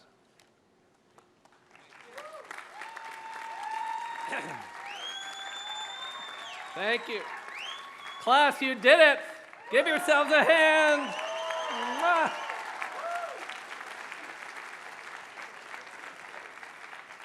You know, I was so touched when Pratt told me that your class had asked me to share a few reflections in this spot in the program where Dean Flyer would normally speak if he weren't the featured speaker today. And my thoughts, funnily enough, went immediately back to the speech I gave when I was the medical student speaker at my medical school graduation, standing at this podium under this tent 32 years ago. In that talk, I wasn't so much provocative as probably a little naive. I did a little riff on the golden rule as it might apply to ethical problem solving in retrospect in medicine. And you know, ever since then, I've been trying to find some simple golden rule, some simple formula that you could pull out when you're faced with some ethical dilemma in your medical or dental practice and you're not sure what to do. And 32 years later, I think I almost have it. So I thought I'd give you an updated version today, since after all, Mark Twain once said, "To be good is noble. To teach others to be good is nobler and less trouble." Actually, the tale of my search for this handy-dandy moral rule of thumb or formula started before I even got to HMS. I had had the wonderful opportunity to study moral philosophy for a couple of years at Oxford between college and medical school. So when I first got to HMS, I knew a lot about what all the great thinkers thought about the problems of good and evil and right and wrong, and I was conversant in a host of sort of complex theoretical frameworks and models for moral decision-making, but I think it would be fair to say I didn't know the first thing about the practical side, how to put all of this theory into practice. So in my first year, I went around to some of the famous clinical professors, some of them are still sitting here today, and I asked them, what ethical theory or framework do you use when you're making moral decisions? And most of them replied by saying something like, what the heck are you talking about? And then I said, come on, surely when you're faced with a patient on a ventilator who can't communicate, and they're unable to do much but suffer, and you have to work with the patient's family and make these difficult decisions about whether there's really anything else of value that our high-tech treatments can offer, you must have some sort of framework or guideline that informs your thinking about the moral aspects of these weighty decisions. And to be honest, as I said in my speech when I was a student, what I thought they were going to say is that they apply the most fundamental, time-honored formula in ethics, the golden rule. And this just goes to show how naive I was, because not one of these wise, gray-haired physicians said that they asked themselves what they would want if they were on the ventilator. And indeed, why should they? That classic formulation of the golden rule really isn't appropriate. Not only is it not realistic to have to imagine yourself in your own final painful days every time you have to make one of these decisions, the fact is, what I want for myself when I'm the patient on the ventilator is completely irrelevant to what's right for this patient, who might have a different religious beliefs, different cultural or family background, and so forth. So asking if this were me, what would I want, turns out not to get you any closer to a morally informed answer. Now, what a lot of these professors did say was very interesting to me. Many of them said something like, well, I think to myself, if this patient were my mother, what would I want for her? Now, it seemed to me you don't have to be a psychiatrist to see the methodological flaw in the golden rule corollary that says, do unto others as you might have them do unto your mother. And so with apologies to all the mothers of our graduates who are here today, I still wasn't getting much closer to the simple formula that I was looking for. But over time, I start to notice how people start to shift to different versions of these golden rule-like formulas. A while back, there was a movement to start saying, well, if this patient were my child, what would I want for them? That formulation, that thought experiment, tries to get at this incredible degree of caring, but obviously it runs the risk of getting too much of your emotional, maternal, or paternal instincts, as you might try to do even more than you might think is reasonable for anyone else. And so after a while, some people said, well, how about if this patient were my favorite niece or nephew, what would I want, and so forth? Well, about 15 years ago, I finally realized that what we're really trying to get at here is caring for the patient, right? We think of Francis Weld Peabody's immortal words, the secret of the care of the patient is in caring for the patient. And it occurred to me that we could modify the rule to be what I might call the rule of caring. So we could ask ourselves not if this patient were me or if this patient were my mother, but if this patient were this patient, now an obvious advantage right there, it is the patient, right? So you say, if this patient were this patient, but I cared about this patient as much as I care about myself, what would I do? That's the rule of caring, right? If this patient were this patient, but if I cared about this patient as much as I care about myself, what would I do? So the rule of caring might, for example, make you spend the extra time and effort and energy to find out what wishes that patient on the ventilator had expressed, just like you hope that somebody would take that time to find out what wishes you had expressed. So just as I thought I'd come up with something really pretty good, I was asked to give this ethics grand rounds at a Department of Psychiatry in New York City. So with my rule of caring tucked in my lecture notes, I fly down, I give my talk in front of a packed amphitheater, and as soon as I finished, one of the nation's most famous psychoanalysts, seated right in the front row, immediately puts his hand up for a question. So with some trepidation, I call on this dour-looking fellow, and he says, Dr. Hundert, I am most concerned about your rule of caring. In my experience, doctors are very self-hating people. Now, unfortunately, this guy had a point.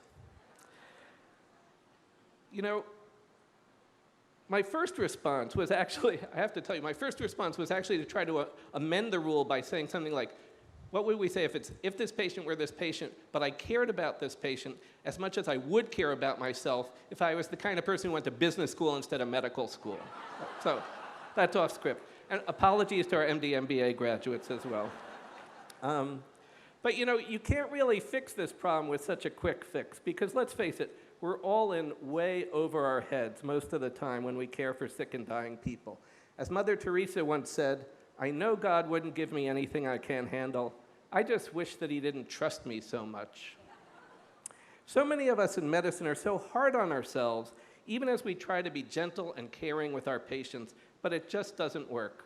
As a devout student of human mental processes, I guarantee you that our ability to project any feeling onto others is limited by our own internal capacities. So the degree to which we're gentle on ourselves sets an absolute cognitive and emotional limit on how gentle and caring we can ever be with our patients, our loved ones, or anyone else. How can we care for our patients if we don't care for ourselves? Indeed, how can we be helpful to our patients if we don't accept help for ourselves? It's hard for people, like most of us here, to hear this. People have been so successful by being so demanding on ourselves all the time. But as the great British theologian G.K. Chesterton once said, the reason angels can fly is that they take themselves lightly.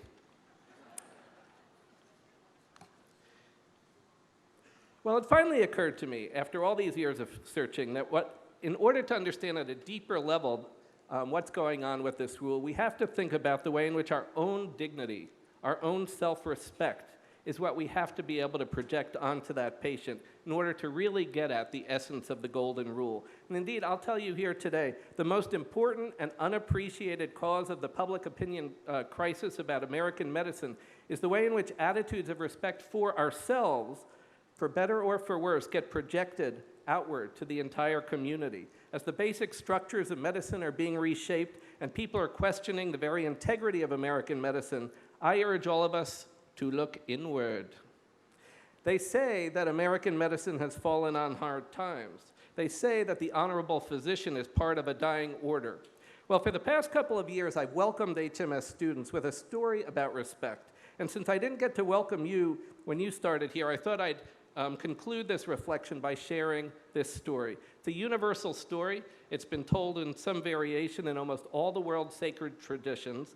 This particular version comes from the Hasidic tradition, but a similar story is attributed to Ramana Maharshi in the Hindu tradition, to St. Paul in the Christian tradition, to the Sufi masters in the Muslim tradition, and others. This particular version comes from an 18th century Jewish scholar, and it's called The Rabbi's Gift. The Rabbi's Gift. The story concerns a monastery that had fallen upon hard times. Once a great order, cultural changes over the past few hundred years had sapped its strength. All of its branch houses were closed, and there were only 5 monks left in the decaying mother house, the abbot and 4 others, all over 70 years of age. Clearly, it was a dying order. In the deep woods surrounding the monastery, there was a little hut that a rabbi from a nearby town occasionally used for a hermitage. The monks could always sense when the rabbi was in the woods, and during one such visit, it occurred to the abbot to pay the rabbi a visit, to ask if he might have some advice that could save the monastery. The rabbi welcomed the abbot at his hut, but when the abbot explained the purpose of his visit, the rabbi could only commiserate with him. I know how it is, he said. The spirit has gone out of the people. It's the same in my town. Almost no one comes to the synagogue anymore. So the old men wept together. They read parts of sacred scriptures. They spoke quietly of deep things. When the abbot finally rose to leave, they embraced, and he asked again, is there nothing you can tell me to help to save my dying order? No, I'm sorry, the rabbi responded. I have no advice to give. The only thing I can say is that one of you is the Messiah. When the abbot returned to the monastery, his fellow monks gathered around him to ask, well, what did the rabbi say? He couldn't help, the abbot answered. We just wept and read holy scriptures together, although just as I was leaving, he did say something rather strange. He said that the Messiah is one of us. I don't know what he meant. In the days and weeks and months that followed, the old monks pondered this and wondered whether there was any possible significance to the rabbi's words. The Messiah is one of us? Could he possibly have meant one of us monks here at the monastery? If that's the case, which one? Do you suppose he meant the abbot? Yes, if he meant anyone, he probably meant Father Abbot. On the other hand, he might have meant Brother Thomas. Certainly Brother Thomas is a holy man. He surely could not have meant Brother Eldred. Eldred is always so crotchety. Though, come to think of it, Eldred is virtually always right, often very right. Maybe the rabbi did mean Brother Eldred, but certainly not Brother Philip. Philip is so passive, a real nobody. But then, almost mysteriously, he has a gift for somehow always being there when you need him. Maybe Philip is the Messiah. Of course, the rabbi didn't mean me, each of them thought in turn about themselves. He couldn't possibly have meant me. I'm just an ordinary person, yet suppose he did. What if I am the Messiah? Oh, God, not me, each of them thought. I couldn't be that much for the others, could I? As they each contemplated in this manner, the old monks began to treat each other with extraordinary respect on the off chance that one among them might be the Messiah. And on the off chance that each monk himself might be the Messiah, they began to treat themselves with extraordinary respect. It so happened that people still occasionally came to the monastery to picnic on its green lawn, to wander along its many paths, even to sit in the old chapel to meditate. As they did so, without even being conscious of it, they sensed this aura of extraordinary respect that now began to surround the 5 old monks and seemed to radiate out from them and permeate the atmosphere of the place. Hardly knowing why, they began to come back to the monastery more frequently, to picnic, to play, to pray. They began to bring their friends to show them this special place, and their friends brought their friends. Then it happened that some of the younger visitors started to talk more and more with the old monks, and after a while, one asked if he could join them, then another and another. Within a few years, the monastery had once again become a thriving order, and thanks to the rabbi's gift, a vibrant community of spirituality and light. Well, my message to you today should be obvious. Not just one of you, but every one of you. You are the ones who will redeem American medicine. You are the ones. And when you face some complex moral dilemma and you aren't sure how to proceed, you just remember the rabbi's gift and you'll know what to do. And so in the context of that respect that starts within but that permeates outward to your patients, your families, your loved ones, your colleagues, and indeed to our global community, I leave you with the words of Margaret Mead, who once said, "Never doubt that a small group of thoughtful, committed people can change the world.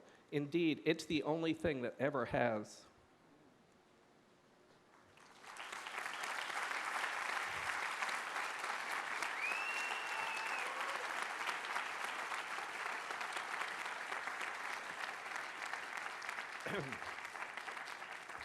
So, now the moment you've all been waiting for.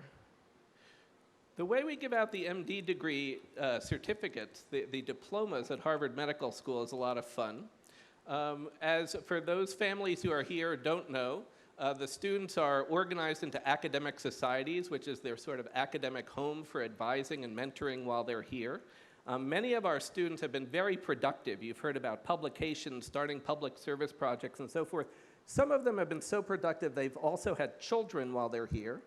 And so we have a tradition that anyone who has children brings them up on stage. Historically, your diploma has been called a sheepskin, and so we give you your sheepskin. However, if you have children, we give them a lammy. Little Harvard Med School lammies.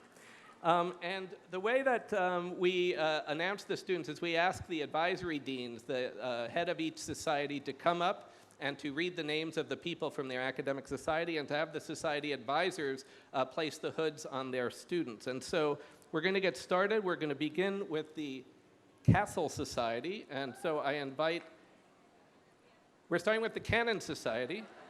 Make that the Cannon Society. And so we are going to invite up Sarah Fazio, the advisory dean of the Cannon Society.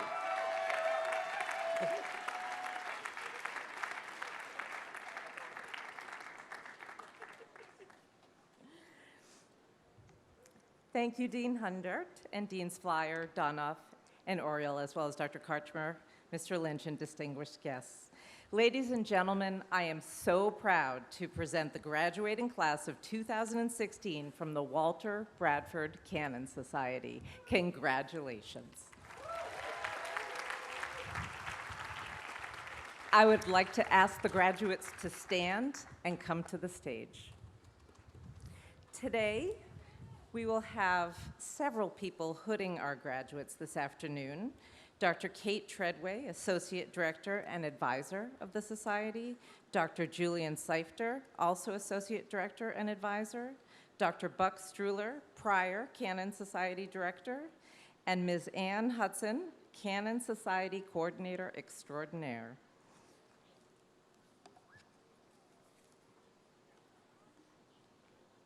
All set? Dr. Ashley Aluko.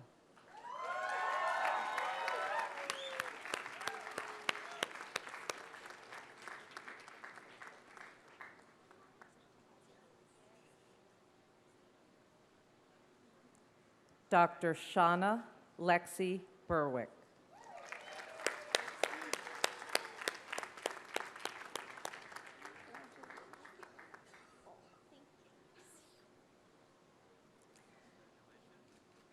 Dr. Mahir J. Shadari.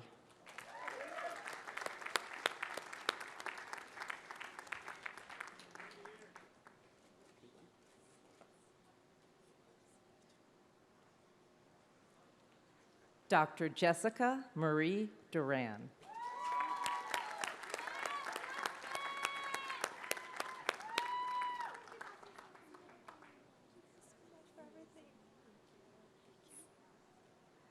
Dr. Scott Ellman.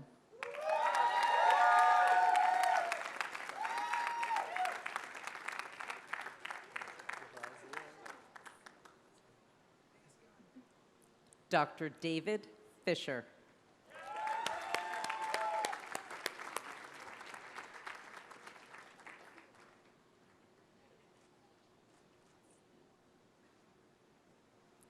Dr. Christopher Henderson.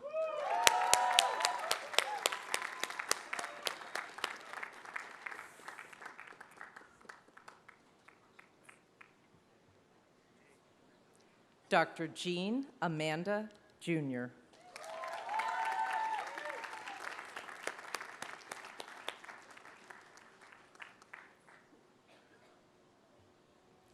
Dr. Arjun Ramesh Khanna.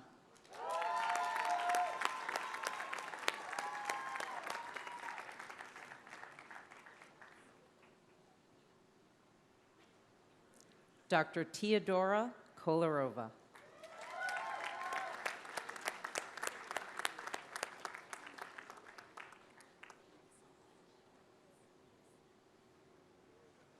Dr. Richard Lee.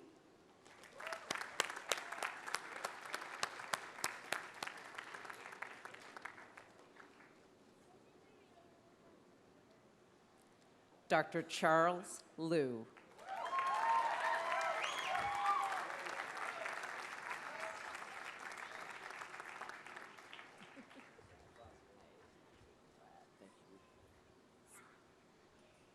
Dr. Eric Liu.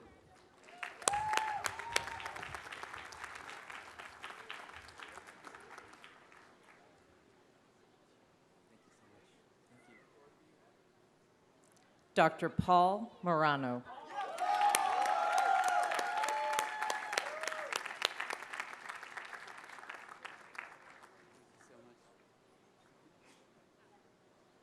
Dr. David Miranda.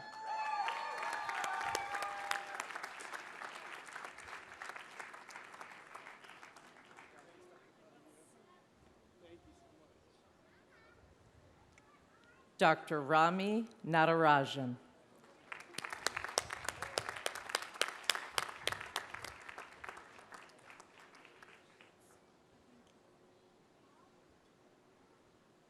Dr. Colin Nevins.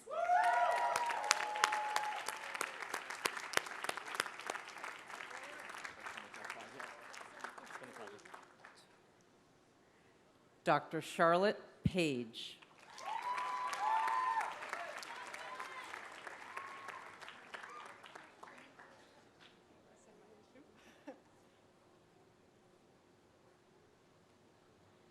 Dr. Anna Alaska Pendleton.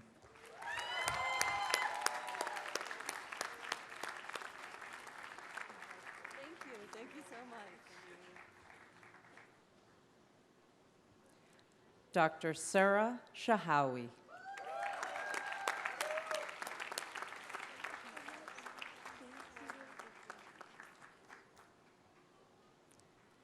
Dr. Vadim Stahler.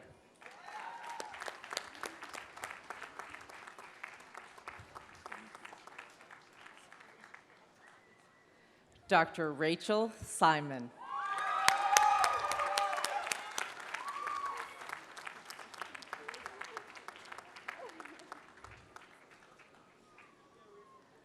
Dr. Anna Jo Bodertha Smith.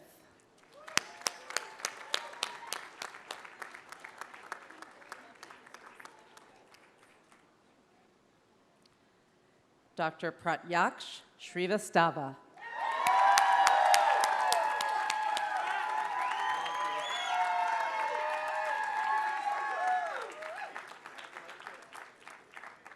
Dr. Derek Stenquist.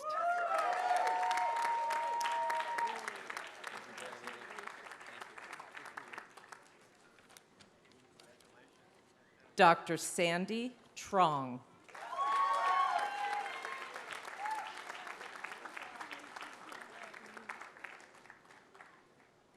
Dr. Rachel Walwork.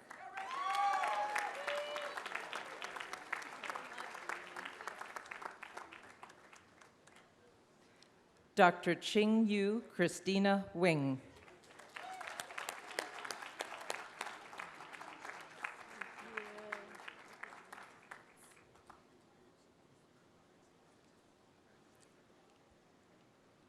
Is mine? Okay. Oh, all right. Dr. Hisham Youssef.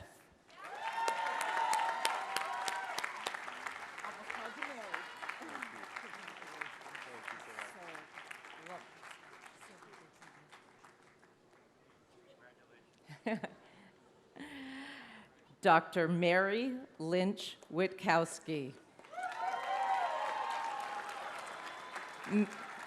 With her is Erica, HMS class of 2028, Luke, class of 2031, Catherine, class of 2034, and Jack, class of 2037.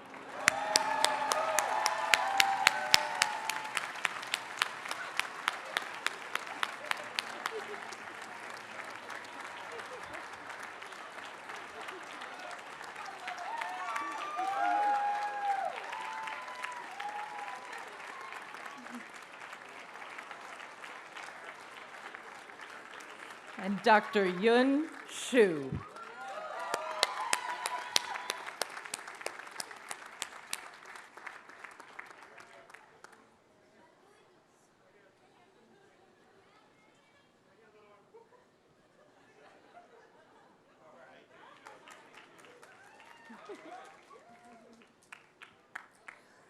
I want to thank everybody and give one last round of applause for the wonderful Canon class of 2016.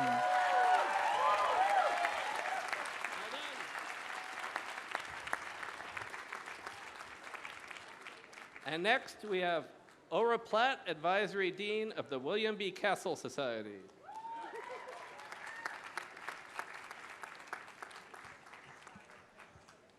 Ladies and gentlemen, it is my pleasure to present to you the fabulous physicians of the Castle Society.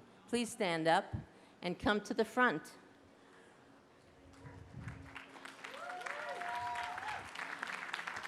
Today, you will be hooded by your equally fabulous society advisors, Drs. William Taylor and Dana Stearns, and led on to your next steps by the fabulous Castle Program Officer, Claudia Galeas.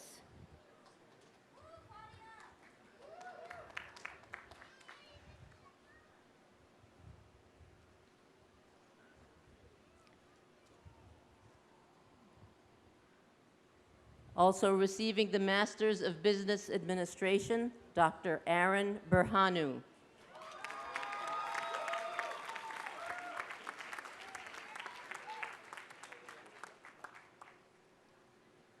Dr. Jacqueline Boehm.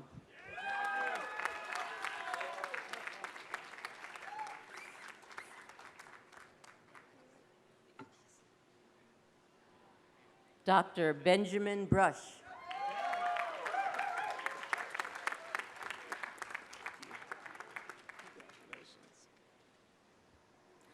Dr. Jeffrey Campbell.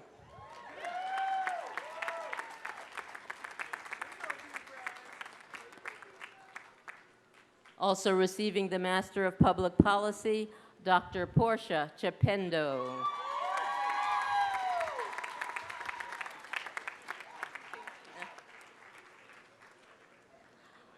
Dr. Samuel Dickman.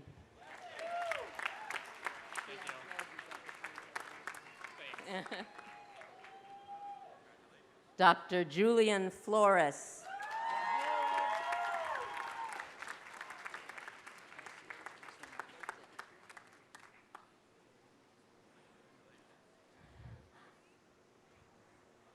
Dr. Vikas Gampa.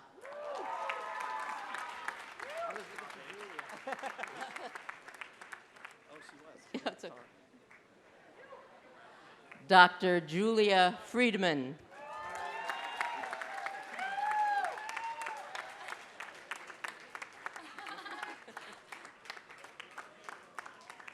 Dr. Samir Gupta.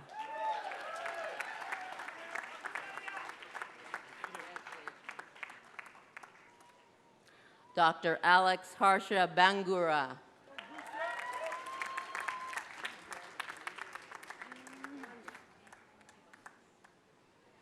Also receiving the Doctor of Philosophy, Dr. Win Fan Hu.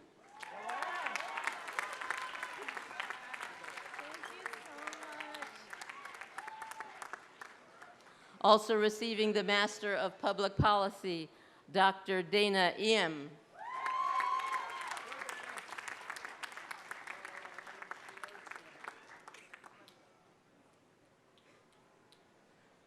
Also receiving the Doctor of Philosophy, Dr. David Kim.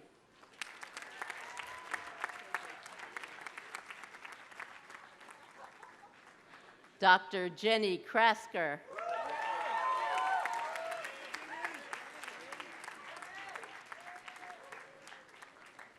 Also receiving the Master of Business Administration, Dr. Ifedayo Kuya.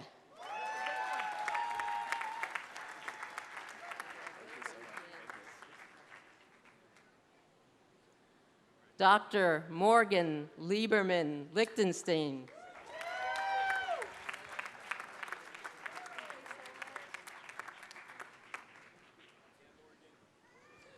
Dr. Christopher Lim.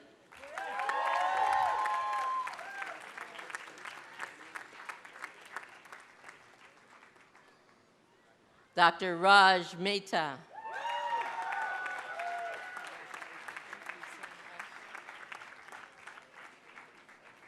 Dr. Clara Men.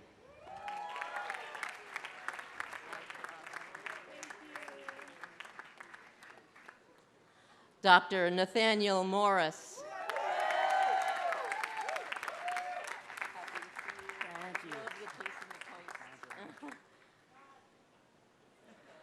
Dr. Jacob Nudell.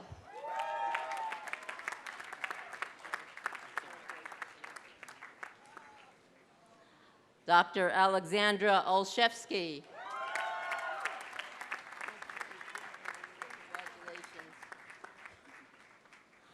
Dr. Deborah Oros, with future graduates Finn and Harper Robertson.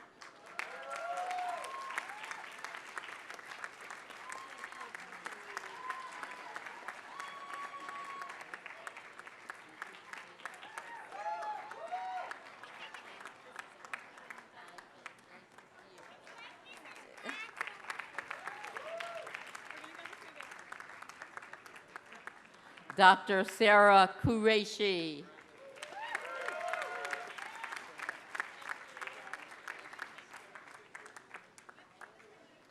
Dr. Magdalena Roback.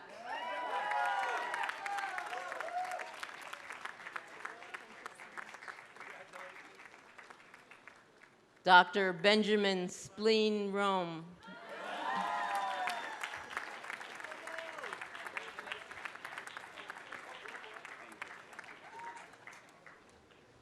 Dr. Nathaniel Royston.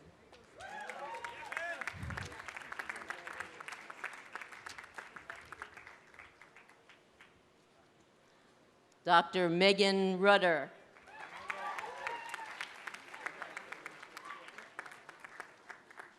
Also receiving the Master of Business Administration, Dr. Benjamin Shankner.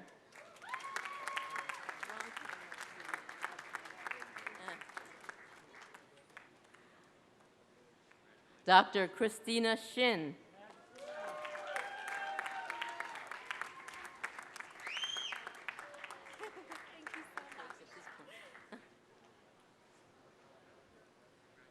Dr. Margaret Soroka.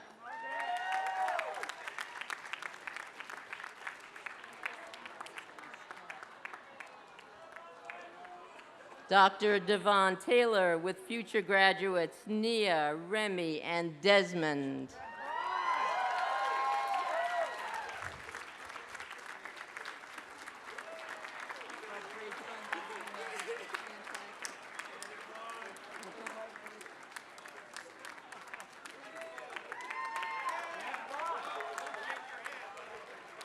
Also receiving the Master of Science, Dr. Debbie Teodorescu.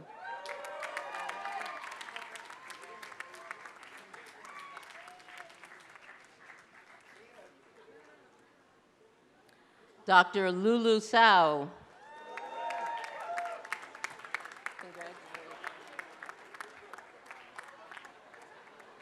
Dr. Bo Wang.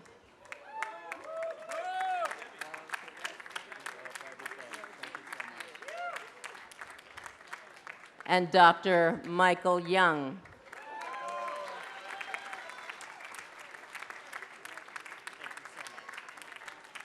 And one last round of applause for the Castle Society.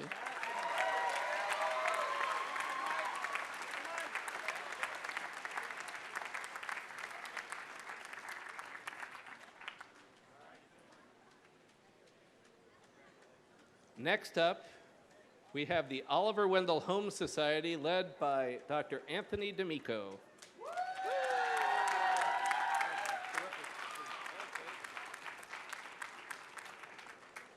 Could I please ask all of the students of the Oliver Wendell Holmes family to approach the podium, and let's give them a round of applause, please.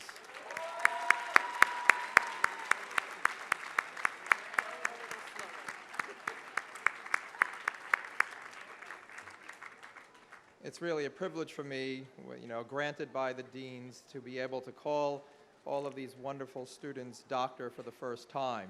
They'll be hooded by our associate directors, Dr. Helen Shields and Dr. Emily Oken, and they'll be greeted and congratulated by our program officer, Ms. Sheila Keish.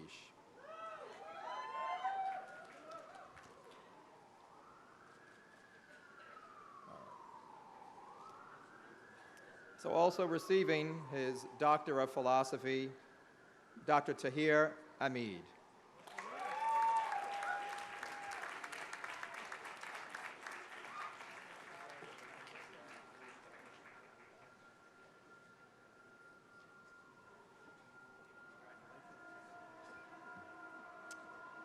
Dr. Gordon Bay.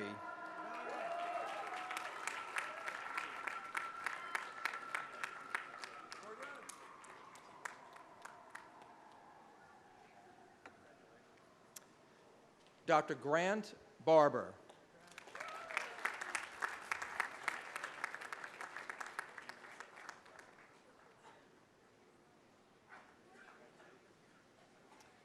Dr. Chen Chen.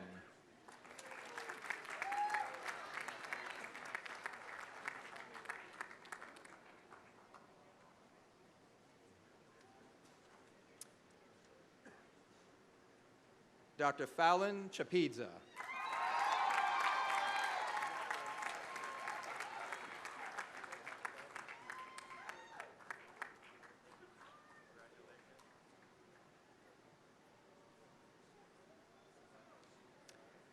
Dr. Nicole Chantal DePaz.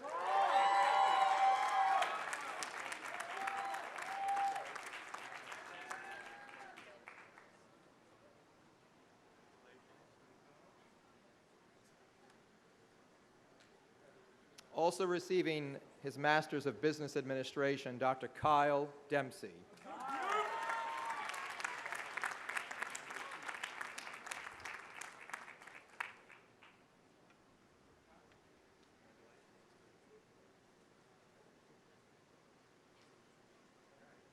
Dr. Catherine Tyndall Din.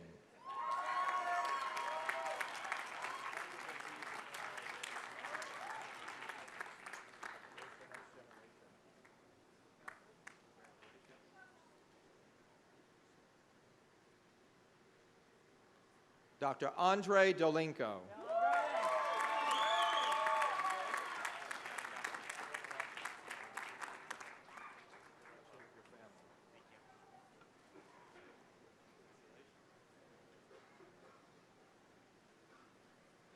Also receiving his Master's of Business Administration, Dr. Aiden Fang.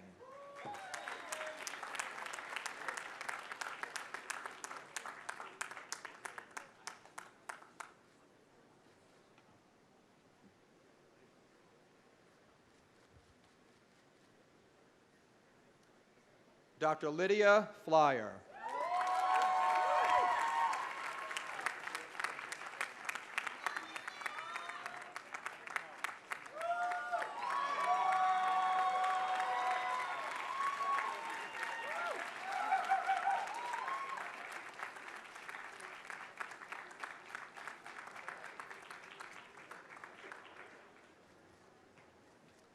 Accompanied by his two sons, Christian and Chasen, Dr. Jonathan Kim.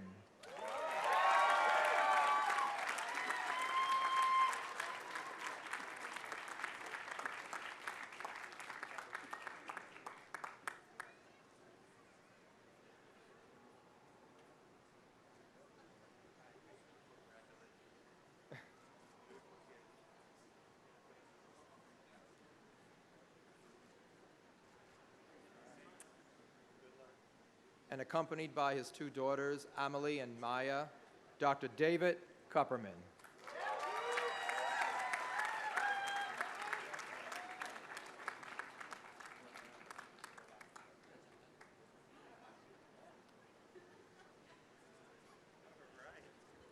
Hold a second. Yeah.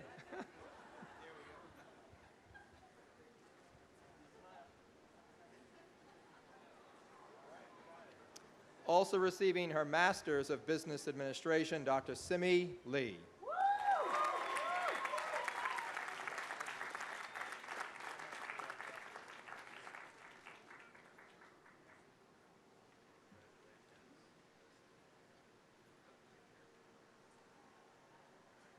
Dr. James Miller.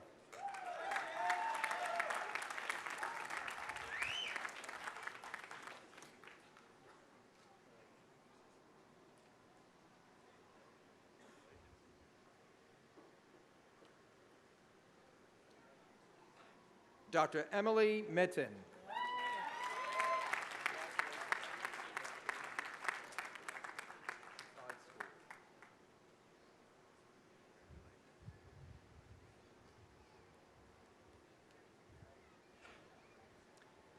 Dr. Eli Mirar.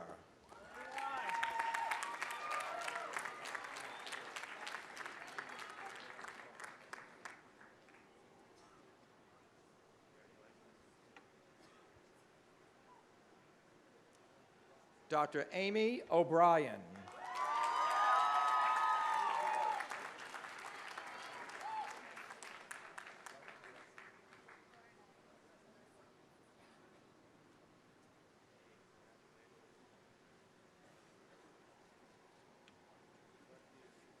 Dr. Anna Pancheshnikov.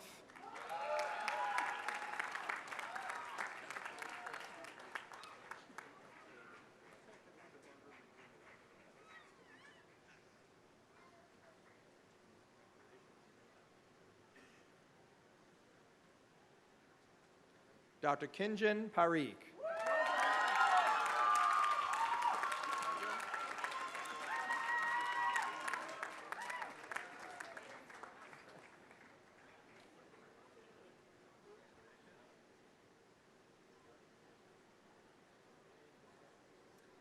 Dr. Catherine Mezub Perez.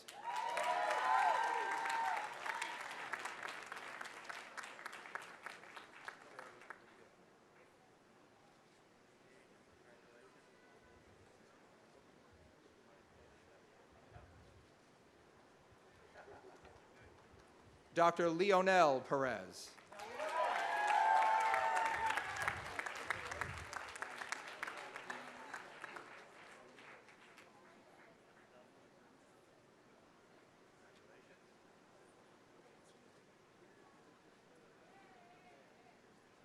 Dr. Parin Romine.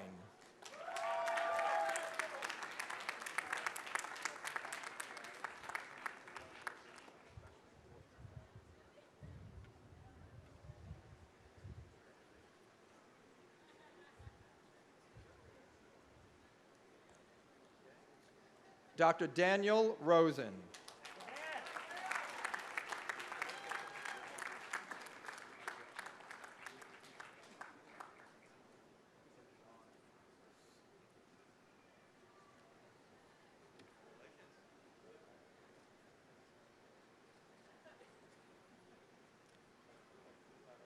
Also receiving his Doctor of Philosophy, Dr. Aswan Sakar.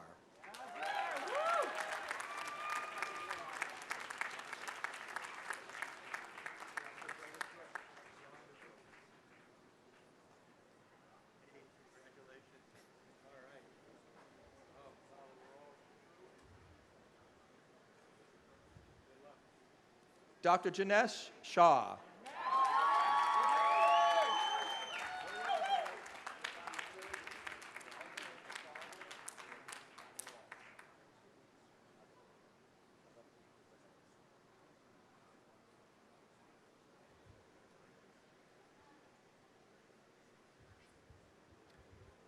Dr. Molly Siegel.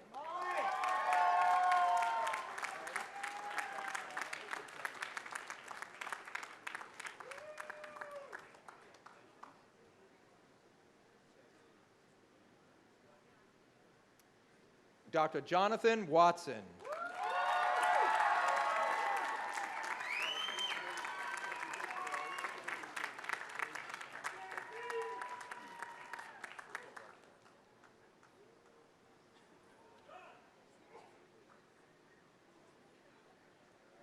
Also receiving his Master's of Business Administration, Dr. Arsani William.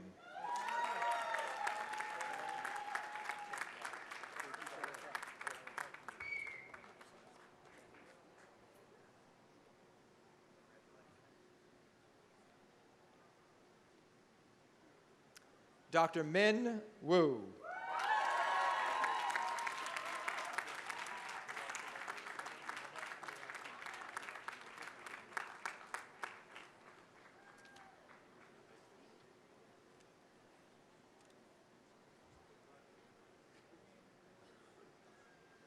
Let's give them a round of applause and thank you.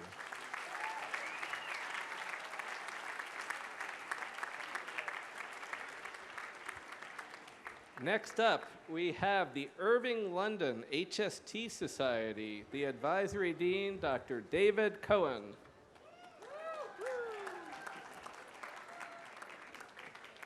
Thank you, Dean Hunter, Dean Flyer. Once the London Society HST students, please stand and approach the front of the tent. I'd like to introduce the members of the faculty who will be hooding the London HST students today. They are my good friends and colleagues Rick Mitchell, Associate Advising Dean of the London Society and Associate Director of HST, and Matthew Frost, Associate Director of HST. And joining them in this celebratory activity are our beloved administrative staff, Patty Cunningham and Carol Altarreos. It is now my pleasure to introduce to you the graduates of the Irving M. London Society of the Harvard-MIT Division of Health Sciences and Technology. Dr. Vishesh Agarwal.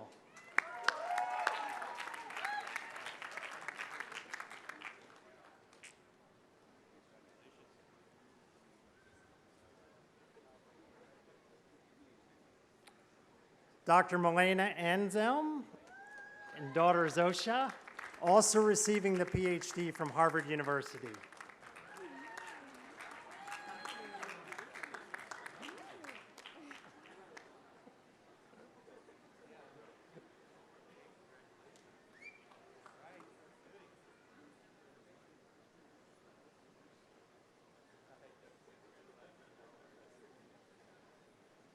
Dr. Alexander Bagley also received the PhD from Harvard University.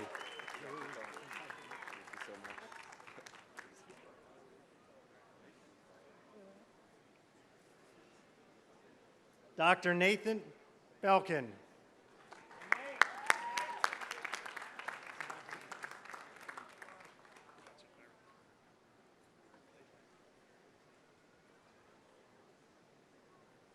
Dr. Alexander Bick also received the PhD from Harvard University.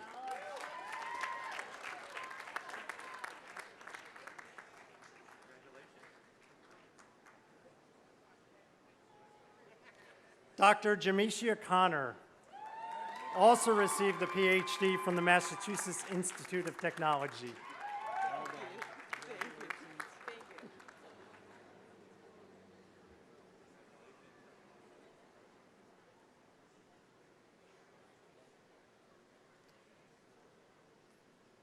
Dr. Hussein Danish.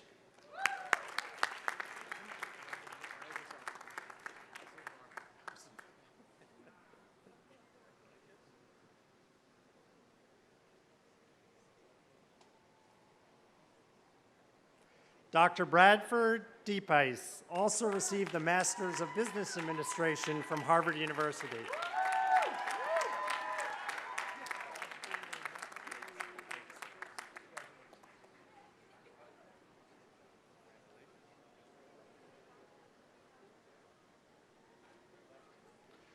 Dr. Trukang Din.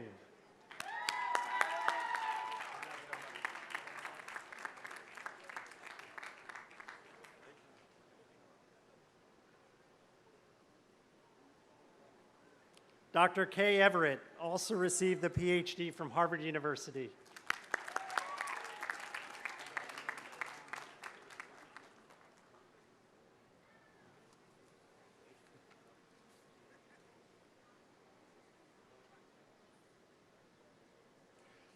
Dr. Benjamin Greenberger.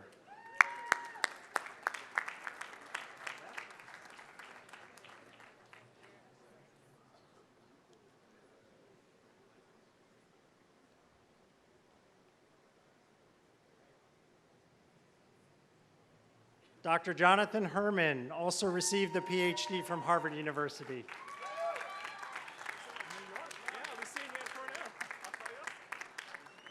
Excellent, congratulations.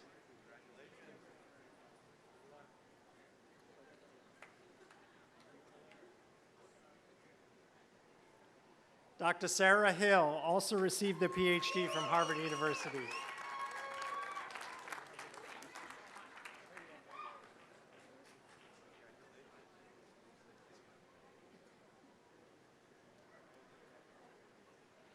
Dr. Andrew Lee.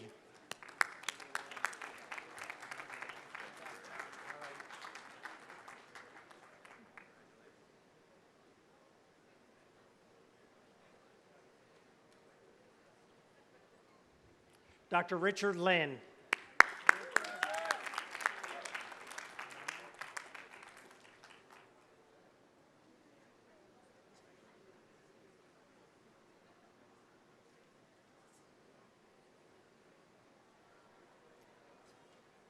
Dr. Wendy Liu also received the PhD from Harvard University.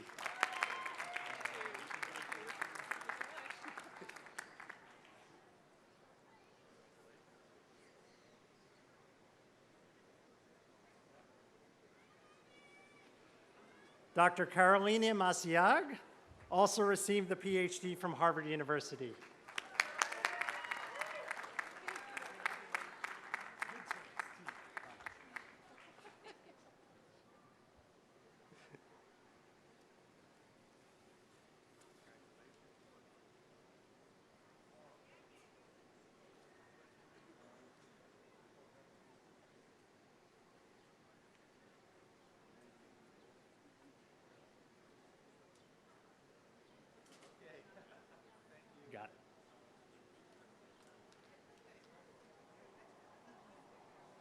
Dr. Milan Munchindia.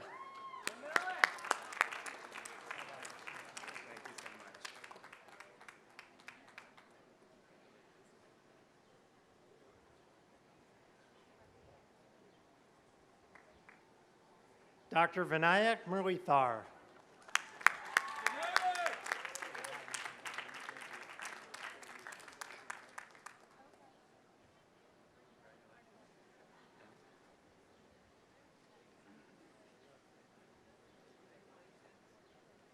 Dr. Daniel O.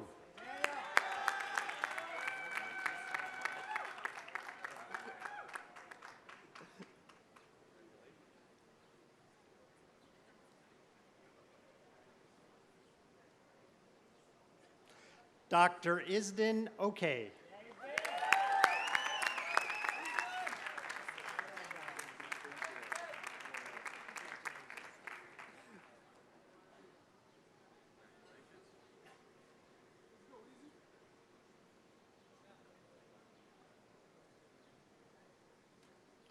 Dr. Rishi Puram also received a PhD from Harvard University.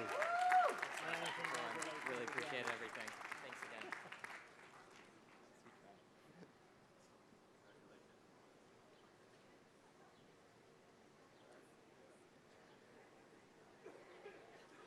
Dr. Heather Roberts.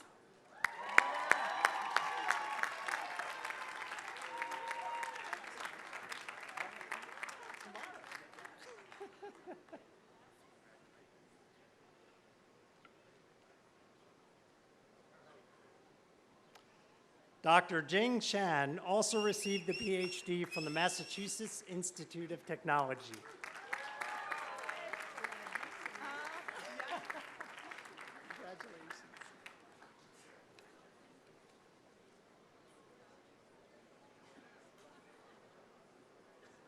Dr. Alexander Subtelny also received the PhD from the Massachusetts Institute of Technology.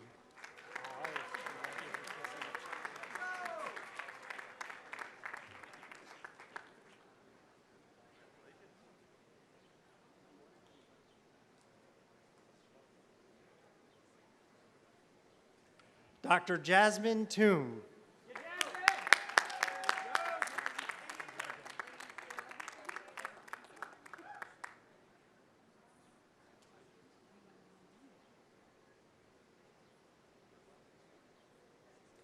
Dr. Dimitri Timmerman.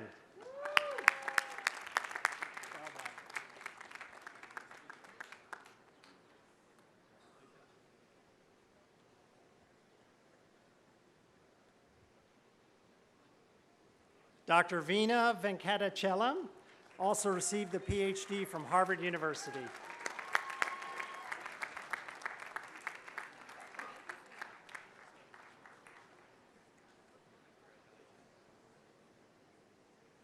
All right.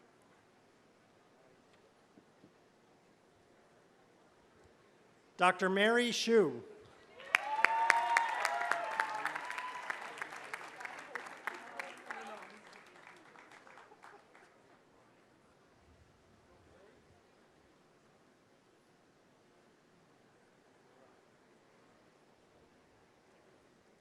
Dr. Caleb Young.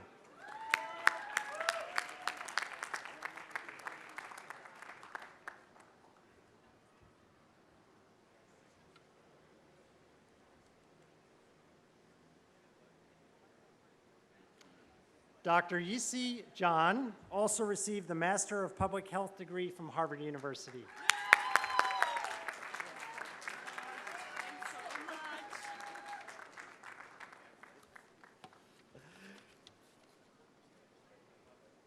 And please help me congratulate the London HSD class of 2016.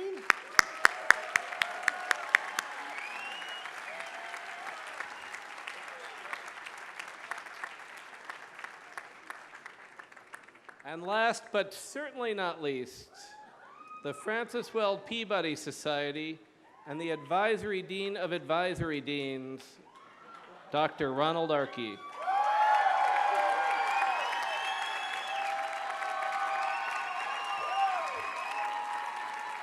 Thank you. Thanks.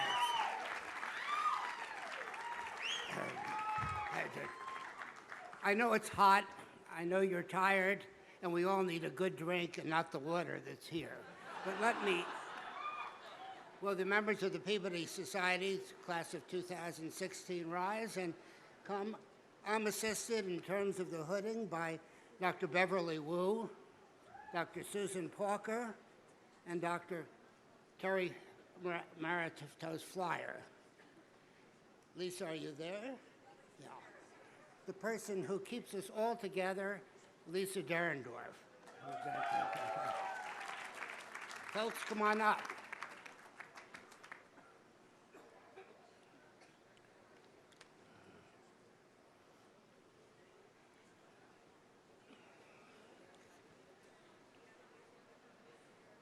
First, also receiving her PhD from the Faculty of Arts and Sciences, Aisha Agarwal.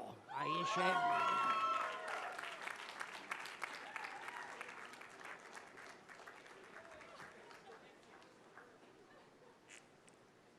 Okay.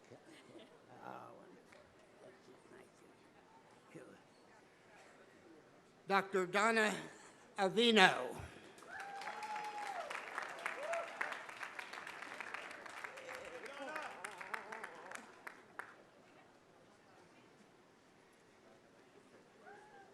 Dr. Ashmito Banerjee.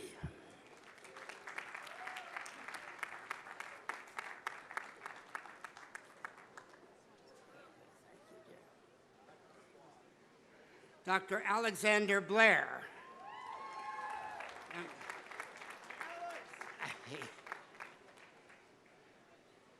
I didn't forget you. Thank you. I'm sorry. Dr. Ambiko Bashan. I'm sorry.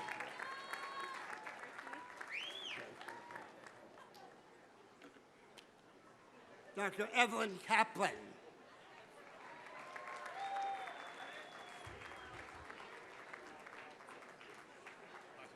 Thank you. You're welcome. Good to see you. Really appreciate it. Evan also received an MB from the Harvard School of Business School. Dr. Jenny Chen. Thank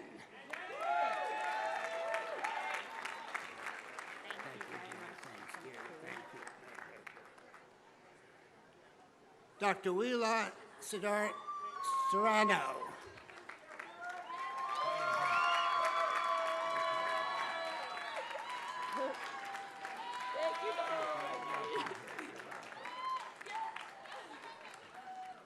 One of those people already, according to Dean Flyer, that's created Dr. Carrie Crowell.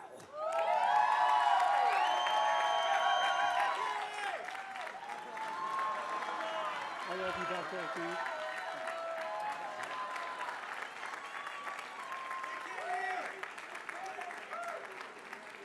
Dr. Derek Nwazu, and Derek is also receiving an MBA.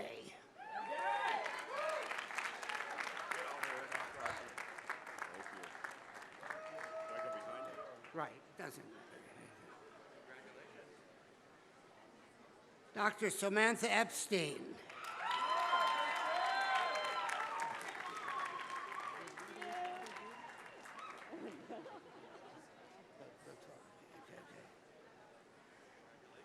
Dr. Nir Eshel. Nir is also receiving his PhD.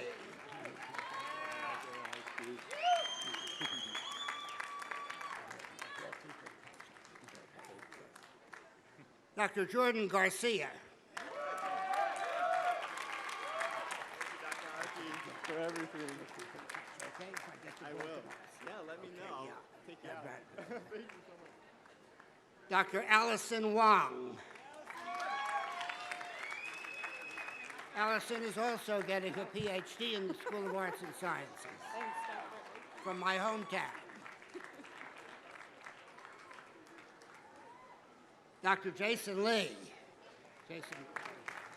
Good to see you.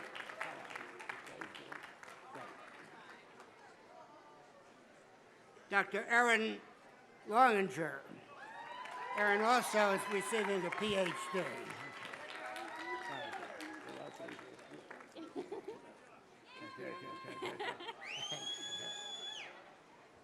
Dr. Diane Lopez.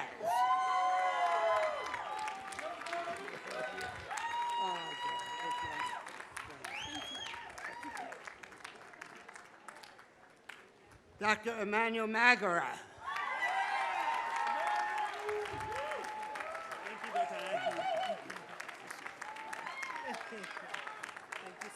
You're welcome. Dr. Katrina McGovern.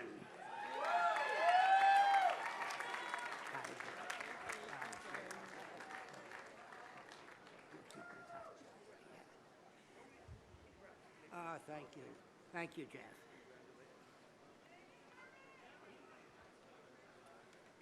It's the second page, so I'm halfway through. Dr. Richard McNutt. Captain McNutt. I'll see you later. Okay, sounds good. Yeah. Thank you. Dr. Bassem McCall, also receiving an MBA from the Harvard Business School. Thank you so much for everything. What's going on? Thank you so much. Yes, sir. Thank you. Thank you. Dr. Tina Maserari.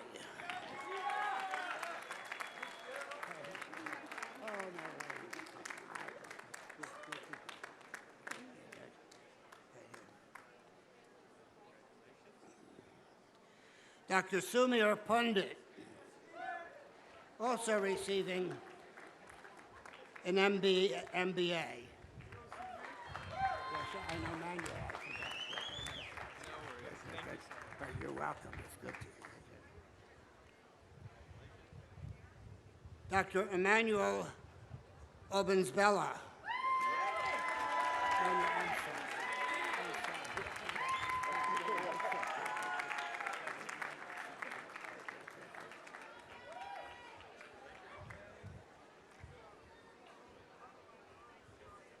Dr. Benjamin Robbins.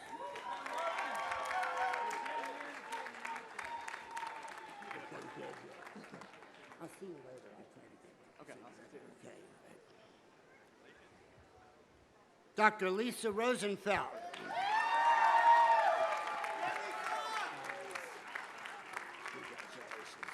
Thank you. Thank you for keeping Oh, you're welcome. Okay. Dr. Alexander Ryu.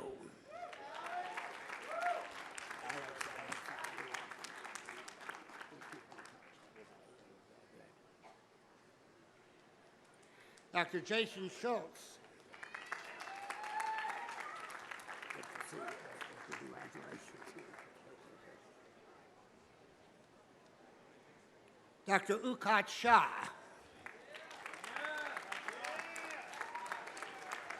Also another creator and Dr. Flyer's list, and happens to have also done his work in the same hospital I was born. So thank you. Thank you very much, Dr. Archie. Thank you. Dr. Caroline Treasure.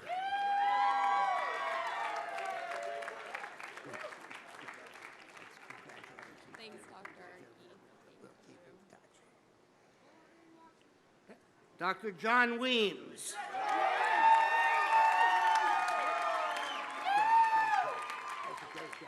Thanks, Dr. Archie. Appreciate it. Good to see you again. Dr. Diana Wooler. Oh, my family doctor. My family doctor. Oh, my Dr. Earth. Thank you so much. Dr. Helen Shu. Good. I didn't get to say it correctly, but we need to get to it. Yes, yes. Yeah, great. Okay, I'll get it. And lastly, Dr. Chen Young.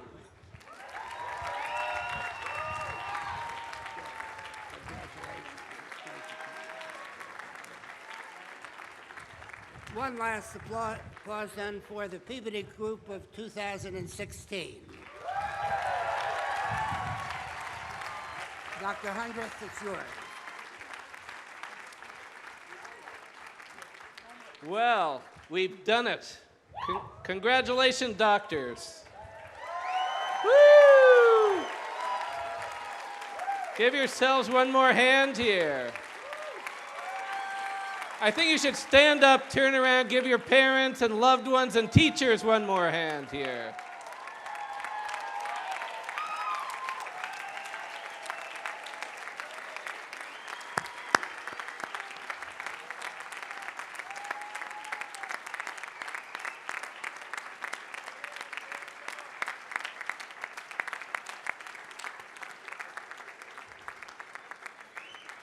So we've recognized many graduates. We actually started with the recognition of some graduates from our society roles, and I was glad we recognized them with some flowers up here, and our beloved Dean for Students. And I'm going to turn to close us out, back over to our last graduate.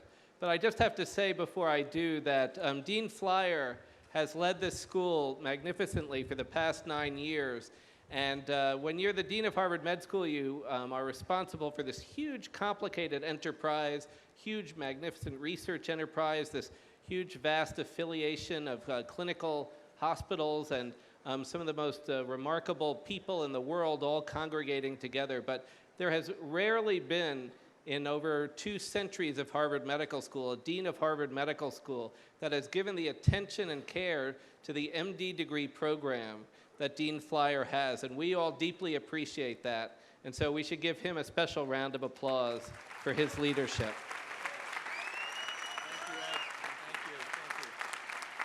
Okay. Thank you. No. Thank you very much. Much appreciated. So I'd like at this point to turn the podium over to Professor A.W. Karchmer, an illustrious infectious disease physician, graduate of this great school, and he's going to welcome you into the Alumni Association just before we do the oath.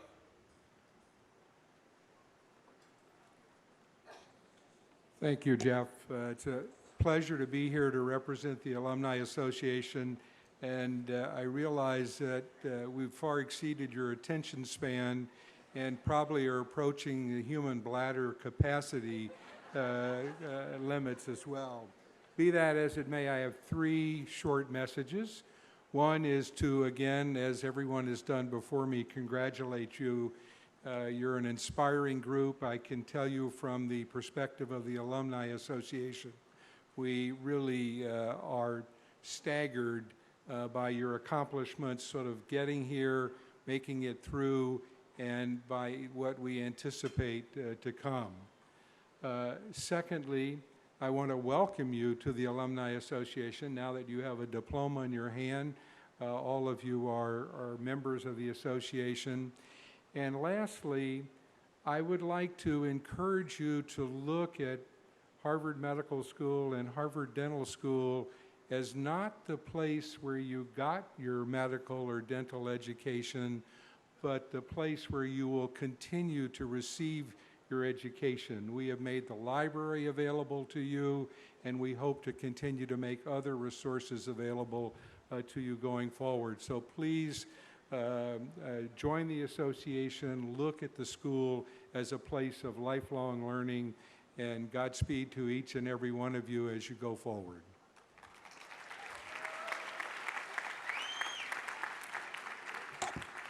Okay, thank you, A.W. So we're going to conclude today's program with the oath of the class of 2016. If I could ask you all to stand. As is tradition, this has been prepared by the Oath Committee of the class of 2016. I will read a first section, and then we can read responsively.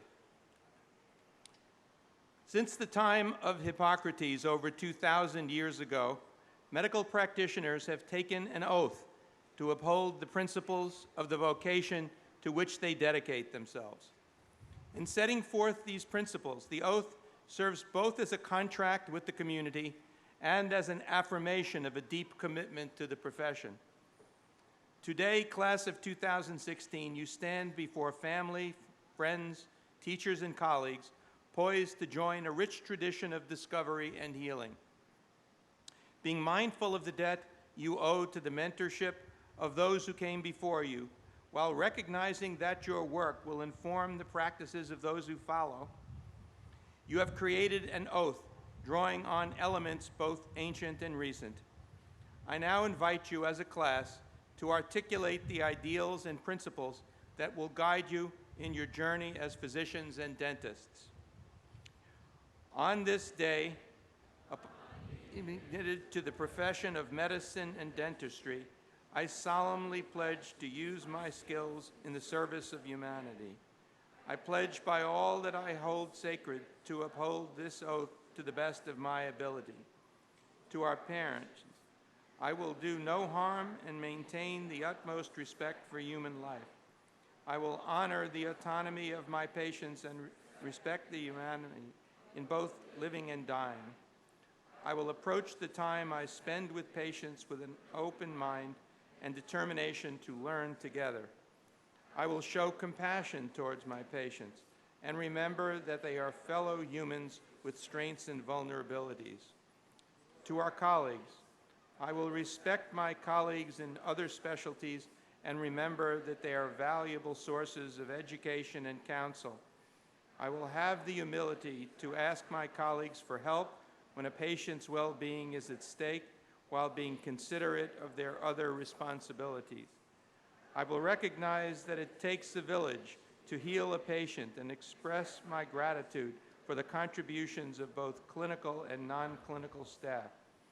I will give equal consideration to the perspective of all team members, no matter what their title or level of training. To our local, national, and global communities, I will remember that my training is the product of community investment and will share its dividends accordingly.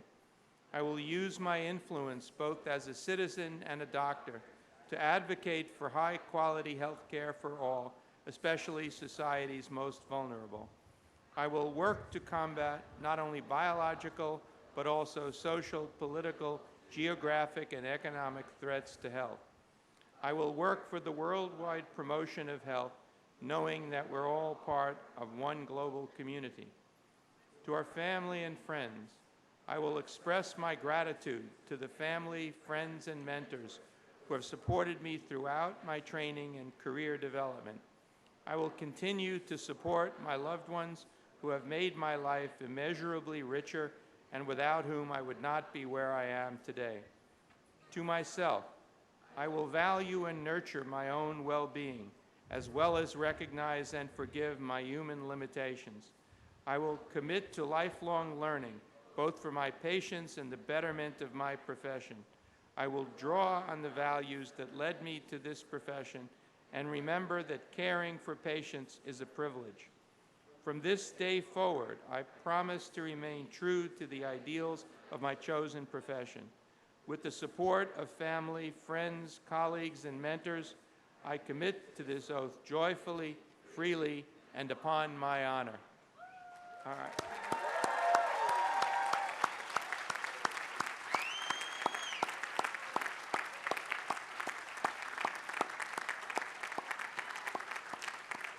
Okay, so class of 2016, the session today is over, and I welcome you to the next stages of your lives and your careers. Thank you very much.